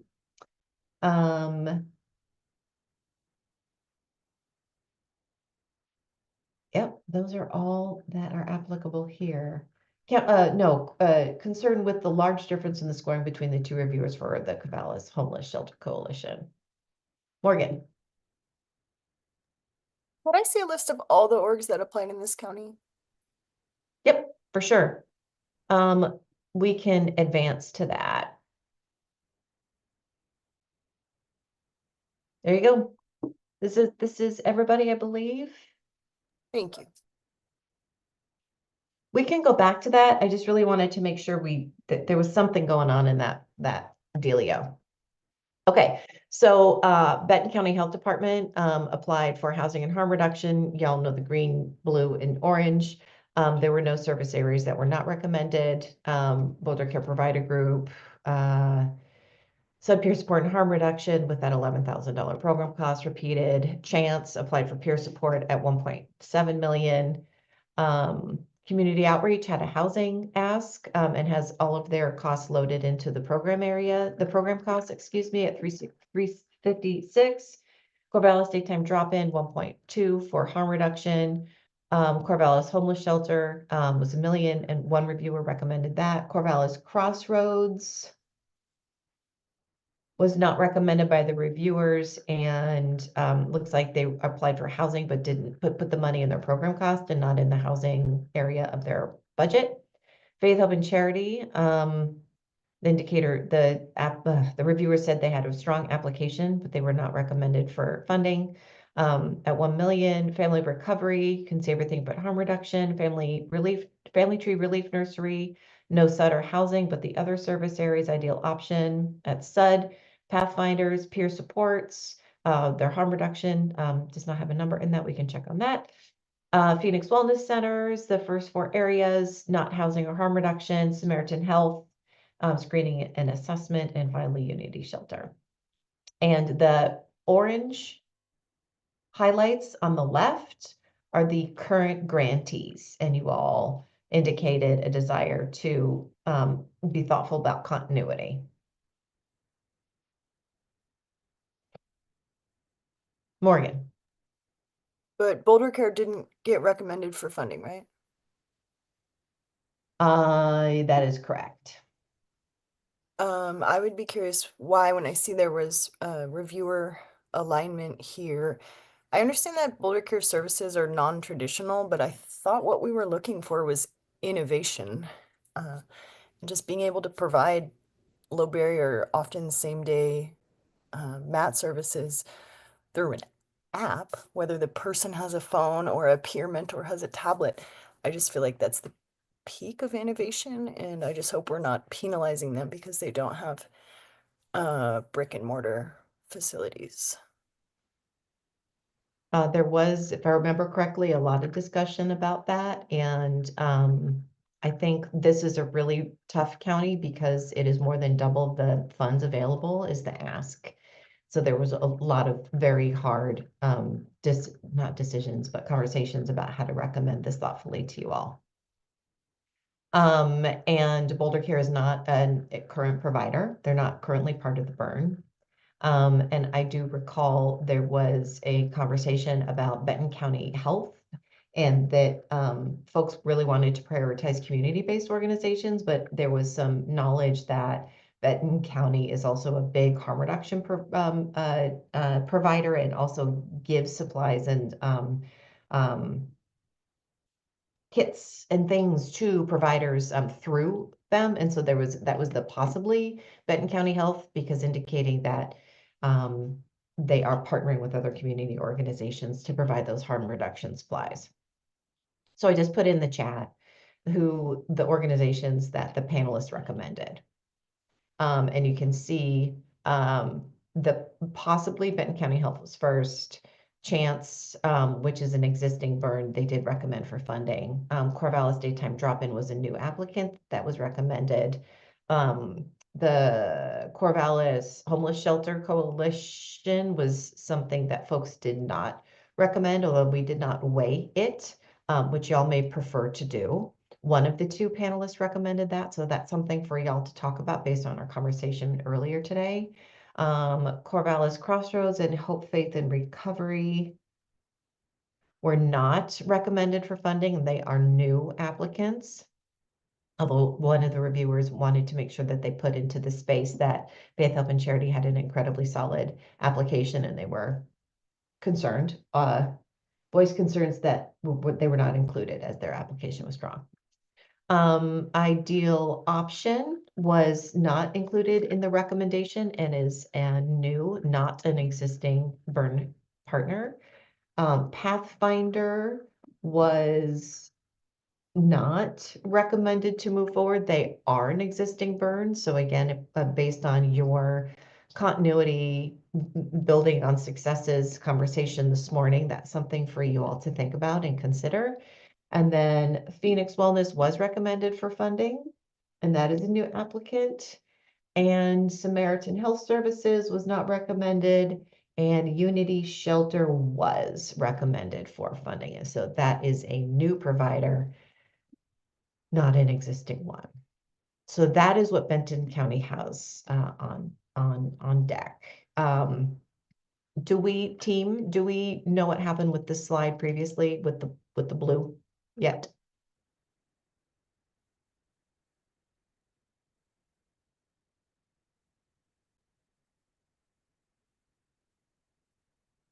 Okay, we're going to move forward because I want, yes, Morgan. Okay, I have a question for other council members who Great. maybe this is gonna be silly, but if you work in an organization and you applied for a grant, would you rather take nothing or a third of what you asked for? I know my answer for my nonprofit, but what organizations that are providing like direct on the ground everyday services where I assume you have a baseline of expenditures that's fairly inelastic, would you rather get 40% of your ask or nothing at all?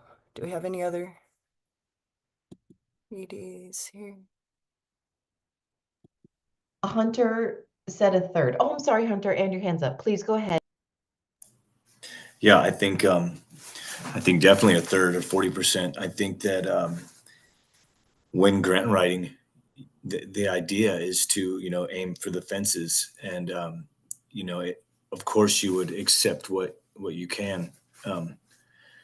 I feel like it's almost like penalized if you asked for a lot or more than they think that you should have asked for, then now you're just no longer in the running whatsoever. I think that that just seems not correct to me. And also, I noticed that one thing that we didn't talk about in this is that family tree relief nursery is no longer included in the burn, and I would definitely be curious just as to why, right? Because they're in the previous burn, and now there's been no talk of them whatsoever. And so I'm curious of that. But to Morgan's question, like, yes, of course, I would want some operating money, and I think that would be I would definitely be happy with that. Yeah, I just wish we would do it like last time where we worked it out on the back end, and if that's not enough for providers to operate, they can pull out. But I would just hate that we've created this paradox where the more ambitious the ask was, the more services the org wanted to apply to do, the less likely they are to get funded because their budget ask is too high. I don't know, I feel like that's a real twisted calculus here. And that's a great conversation, and y'all can change up all that business. And looking at the slide we were just on, if y'all wanted to start by looking at the existing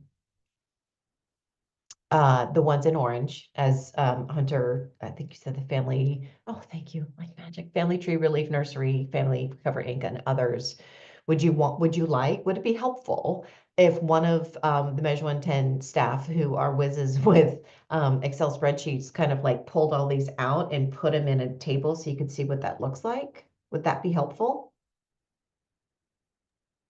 I'm sorry, can you repeat that? Yeah, sure. So looking at the screen now, would it be helpful for us, not me, I'm not going to own this. Let's say it's probably Jason, pulls out Benton County, Chance, Corvallis Homeless Shelter, Family Recovery, Family Tree Relief Nursery, and Pathfinder, and put it in its own table so you could see what the service array would look like and how that covers the service areas, and then you could investigate that a little bit more and see what gaps there might be or kind of what the funding level might be as a starting place. Would that be helpful?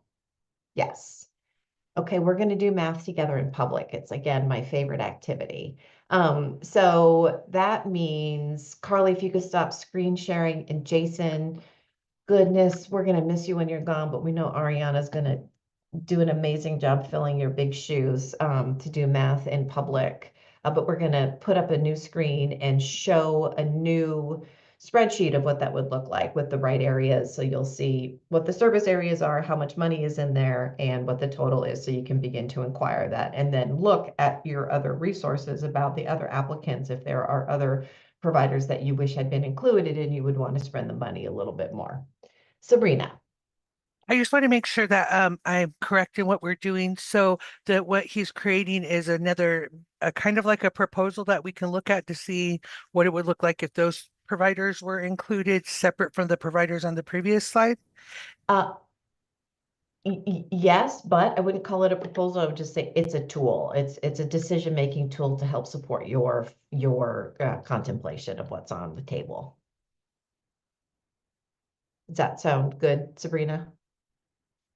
Make sure I'm answering you. Yeah, it does sound good. I just want to make sure it's not excluding the other people that were on the previous slide. It's just an additional tool to look at what else could be out there. Is that correct? Absolutely. We're excluding nobody. We are trying to support you all in making this really hard decision by giving you visuals to help support that contemplation. Thank you.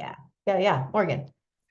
Could I just take the temperature on the room with other council members if we would maybe want to prioritize funding any org that has scored well, that has a very strong application, that is in line with our values? Would we want to prioritize approving them over preemptively cutting funds and making the budget fit so that in back-end negotiations, and they might take a pretty serious hit to their budget compared to the ask, but I would rather prioritize approving and just getting more organizations out there, even if their budgets take a hit, than the way we're talking about it now. What do other people think?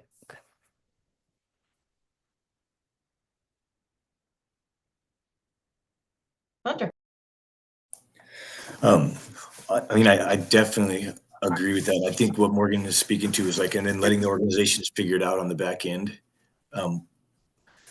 I also think that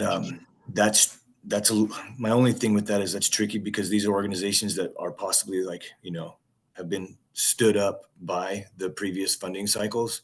And so how much of a hit are we still closing doors?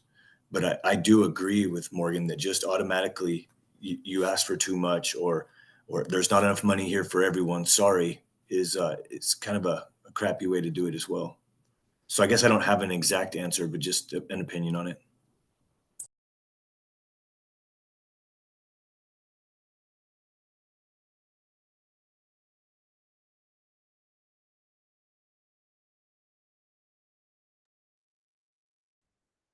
Sabrina.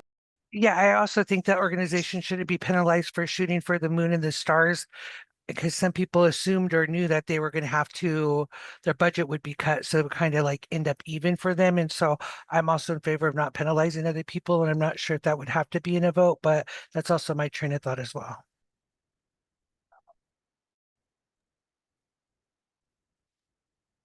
So here's my suggestion. Let's look at the money only insofar as is half of their ask, like if we have it, is that reasonable and could we afford it? And so I would like to, this would be a motion if I were to make it, okay? I would like to prioritize approving applicants as long as 50% of their ask is reasonable and within our budget.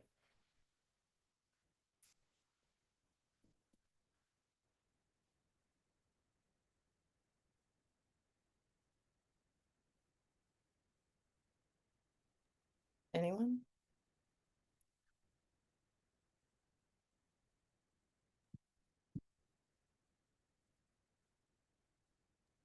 Sabrina. I just want to add, Morgan, I do like where you're going with it because before we did do it like that, we let the negotiators kind of figure out what needed to be done on the back end so we could have more providers doing the work. And we just approved the ones that we liked per se, like where they're going with their goals and stuff like that. So I do agree with where Morgan's idea is going. So I just wanted to verbalize that.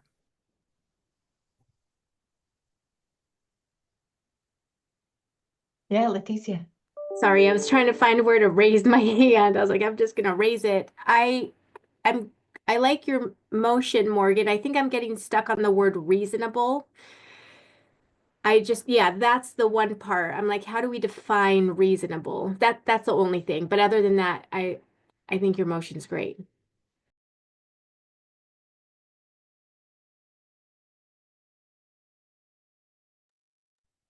How about is considered to be, I haven't actually made the motion yet, Kathy. I was workshopping.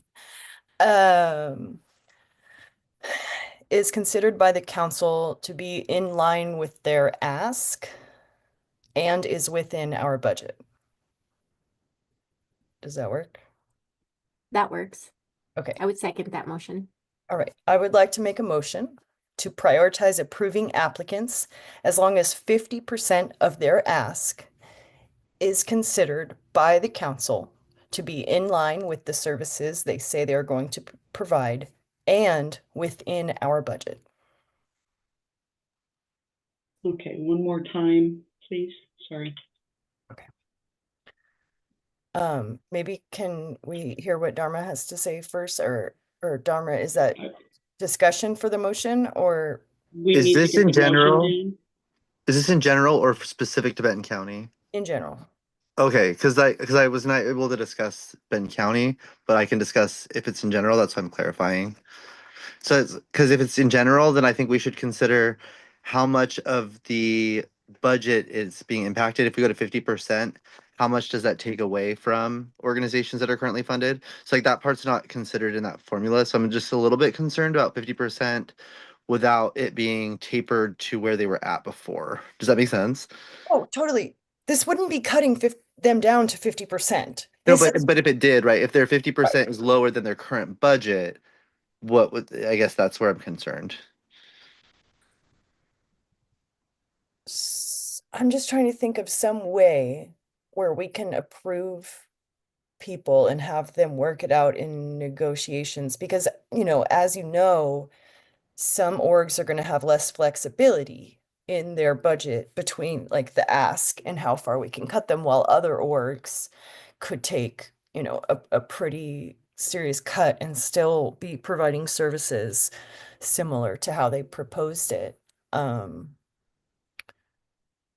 So Dharma, can you clarify what?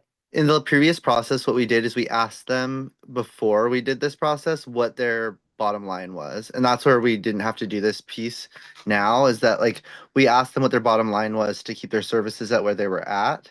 And we didn't do that this time. And so that's where that piece is missing. So maybe it's that we ask them what their bottom line is and then bring it back to us.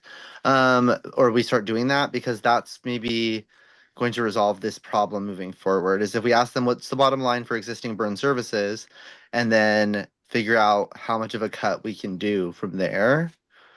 Like, and then we think they had like a what we hope for and what's like the bottom line kind of numbers. We had two numbers last time before we voted. But it wouldn't just be existing burn service providers. This is just for any applicant, essentially. Does that make sense? Right. Yeah, but so we need to know that information for both the existing burn applicants and then also for these other applicants as well. So are we going to complete the motion? Hunter has his hand up. I just want to say, I think that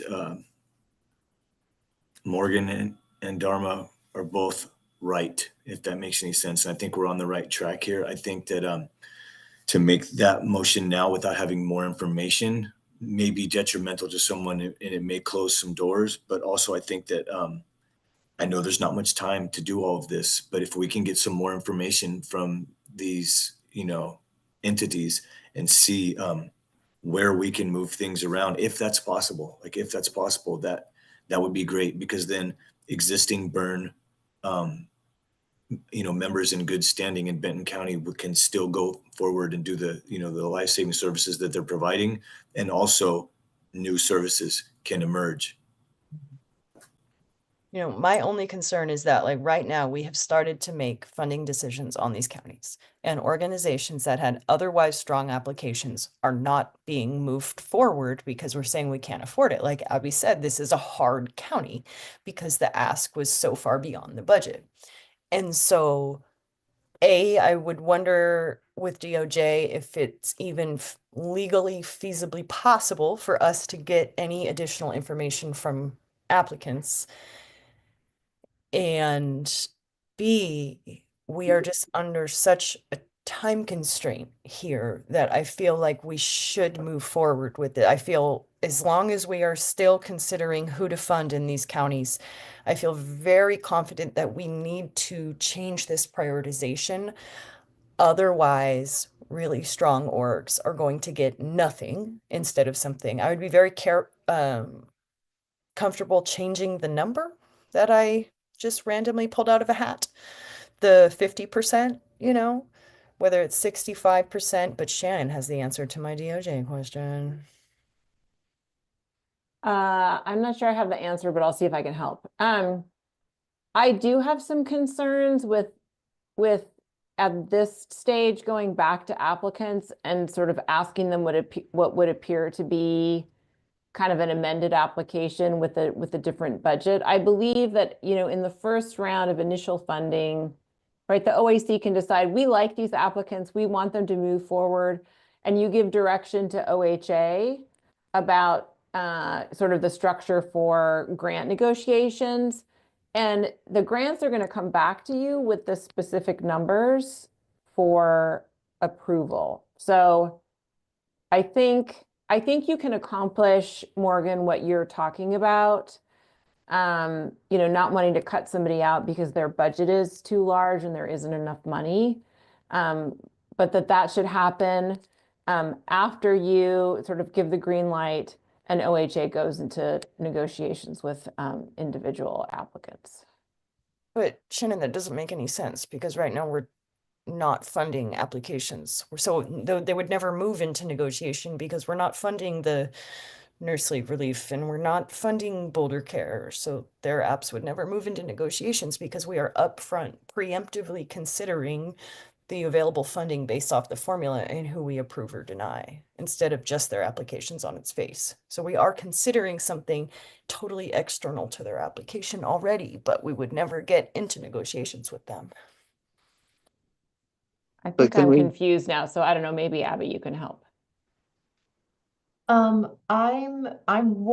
think for some counties, this is, a creative solution. I think for bigger counties like Clackamas, Benton, Lane, Multnomah, Washington, it's going to be really, really hard. So I just pulled up on my other screen all of the applicants for Benton County. And my concern is that even if they're all amazing, y'all rock, we're going to cut it down to 50%. That's still going to be more than we have available. Okay. And for some of the smaller organizations, and you all can speak more thoughtfully to this, at what point is it detrimental to cut a budget so far that they can't afford full-time people anymore? And then folks are dealing with not being able to get insurance because they're part-time, and then they have to quit because they can't do it. So just thinking, so that's, I appreciate and crave the innovation of doing this process. And I think making hard decisions is also your job, because it's a lot of money and a lot of people, but not enough money. And Dharma had her hand up, and then Hubert, I see you next. So to Morgan's question, can we vote on a slate of, these are approved folks, we want OHA to negotiate contracts with them, and then if folks decide that, I can't deal with the amount that you've negotiated, they can drop out, to your point, Abby. But I think that can we vote on an approved slate of providers and then have OHA negotiate with them on the rates like we did last time? So I feel like that's maybe what we did last time, then we voted on a slate instead of voting on the budget for the slate. I think that's right. I think that is legal and possible. Yeah. My concern is the timing. Okay. With 300 and Jason corrected 330 something applications. Right. If the slate is everybody, then I agree that sort of becomes problematic. Right. But if the slate is if the slate is refined, is that still legal? If we could say these are the applicants we think would be reasonable providers, can you all negotiate for these providers? Yeah, I think you can do that. Okay. So I think that's what the ask was, right, Morgan? Other than the 50%, right? If you take out the 50% element, then that's what we're asking, right? And I want to give Hubert the mic, please. You can wait patiently. So I've been listening and running numbers in my head, and I try to keep stuff simple, right? In a complex situation, right? What I know is this is the fact. $1 billion is the ask for the state of Oregon, but we only have less than $500 million in funding. So all the formulas and all the things we're doing to try, somebody ain't gonna get no money. That's just the reality, and it's a sad state of affairs and we have the task of picking who gets it, who gets the money to do services, and then also I'm hearing they may get money to get services, but they still may not get enough money to do the services. Whew. So, I know for a fact that there's organizations out here that's doing great work, but the nature of the beast, the bureaucracy and the money it's always been this way. So it's important that you be able to sell yourself as an agency and an organization to be able to get funded by us, And if somebody comes, it looks like to me, if somebody comes in new with a proposal or a grant, right, that sounds good, somebody's gonna get kicked out the game. That's how it goes. That's sad, and it's not fair, but life is not fair. So I just decisions and stick with them, and just there'll be another funding cycle. That's. Thank you, Hubert. You froze, but we heard you. And I'm noting the time we are at 4:30. I need to get in the car in about 5 minutes. Morgan, please go ahead, and then I'll call for any final comments or suggestions, and we will deliberate and process. You have my number, and we'll meet again. Morgan. But you're muted. To Hubert's point, some of these applicants did wow us, and we did decide to fund them, but we're having to consider how much they asked when we determine whether or not to approve or deny them.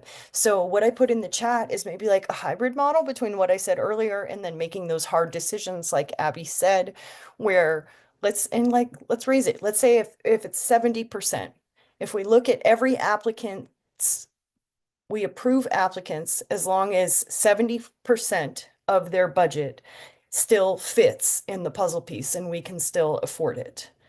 And it's not going to be everybody we want to fund because that's still going to be well over the ask. And we will have to not fund some applications that are otherwise strong because even at that 70%, we're still way over. So this is a hybrid model between what I said earlier and what we've been doing it. And that's just my suggestion so that we stop penalizing people for shooting their shot in their budget asks.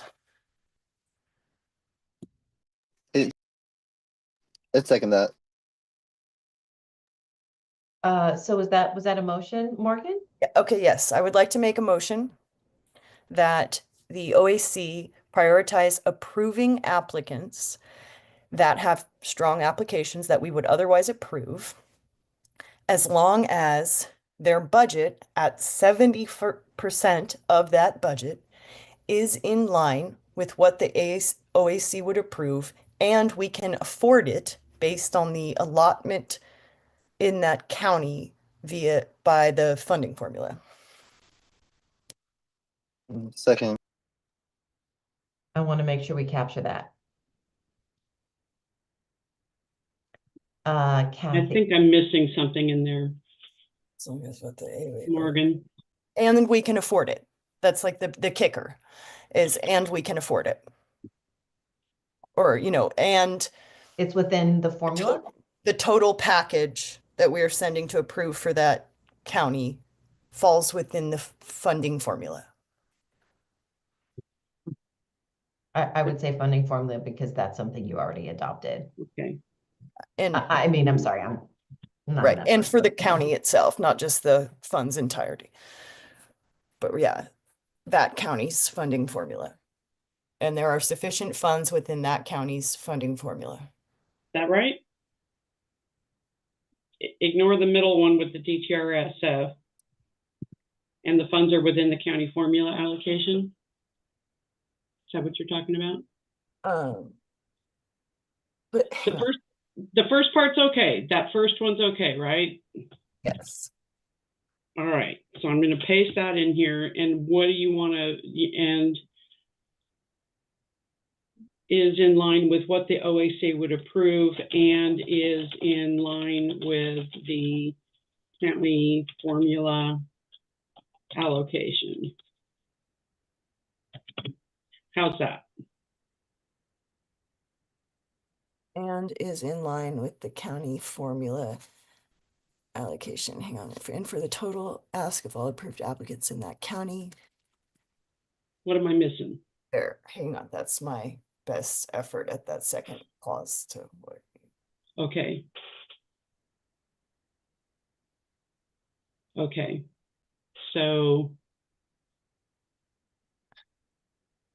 you want to go with, I mean, you can tweak it. I just wanted to make sure that we're talking about the total ask for all applicants. We're considering that individual organization's ask in relation to the total ask, if that makes sense. Which is what we've been doing already. Okay, I put it. OAC prioritizes applications. The OAC prioritizes applications as long as their budget 70% is in line with what the OAC would approve, and for the total ask for all approved applicants in that county, there are sufficient funds within the county's funding formula allocation. Does that work? That works for me. All right. Do we have a second?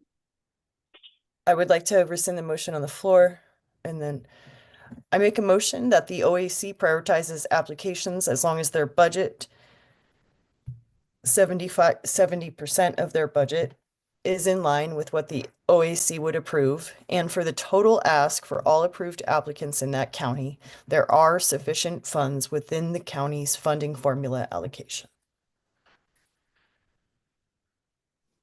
I'd second that. Oh, I was just gonna ask if we could prioritize with priority to the existing burn partners. That was done in our previous motion that passed. Okay. So if after the 70% there's stuff left over, the priority goes to the existing partners and then. Okay. Good. any other discussion? And sorry, I'm packing up to run to a doctor's appointment while we're doing this. Any other discussion? Questions? Clear? See if we have quorum. Okay, take a roll call vote, please, Carly. Absolutely. And just checking, Dharma, you seconded that, right? Correct. Okay, perfect. Amy, how do you vote? Abstain.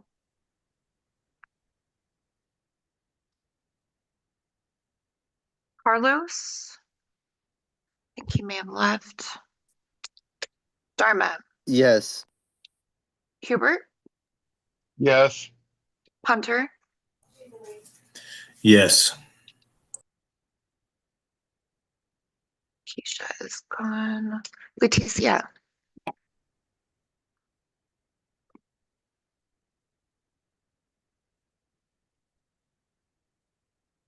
Leticia, did you vote? I'm sorry, I don't know if I cut out or. Yes. Oh, thank you. Sorry. Morgan? Yes. Nicole? Onisha had to leave. She had an emergency. Ryan? Yes. And I figured out why I was skipping you. I had you marked as absent for some reason, which maybe because I skipped you during roll call. I'm so sorry. Sabrina? Yes. And Zeb?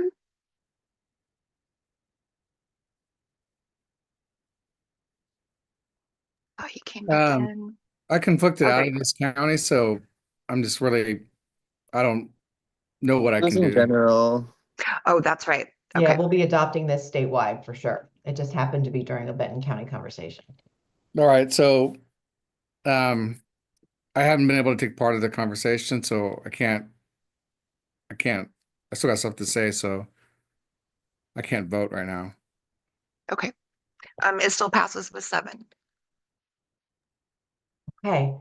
We're going to need to really ensure that these prioritizations with kind of the reduction of the dollars and prioritizing existing burns is well documented, really leads our conversation when we meet again next week. My favor to all of you, please carve out some time to review our slides so that we're able to really dive in and go there. And Carly, our next meeting is next week, next Wednesday, correct? We've another beautiful 3 hours together. And we will be sending you more and more materials.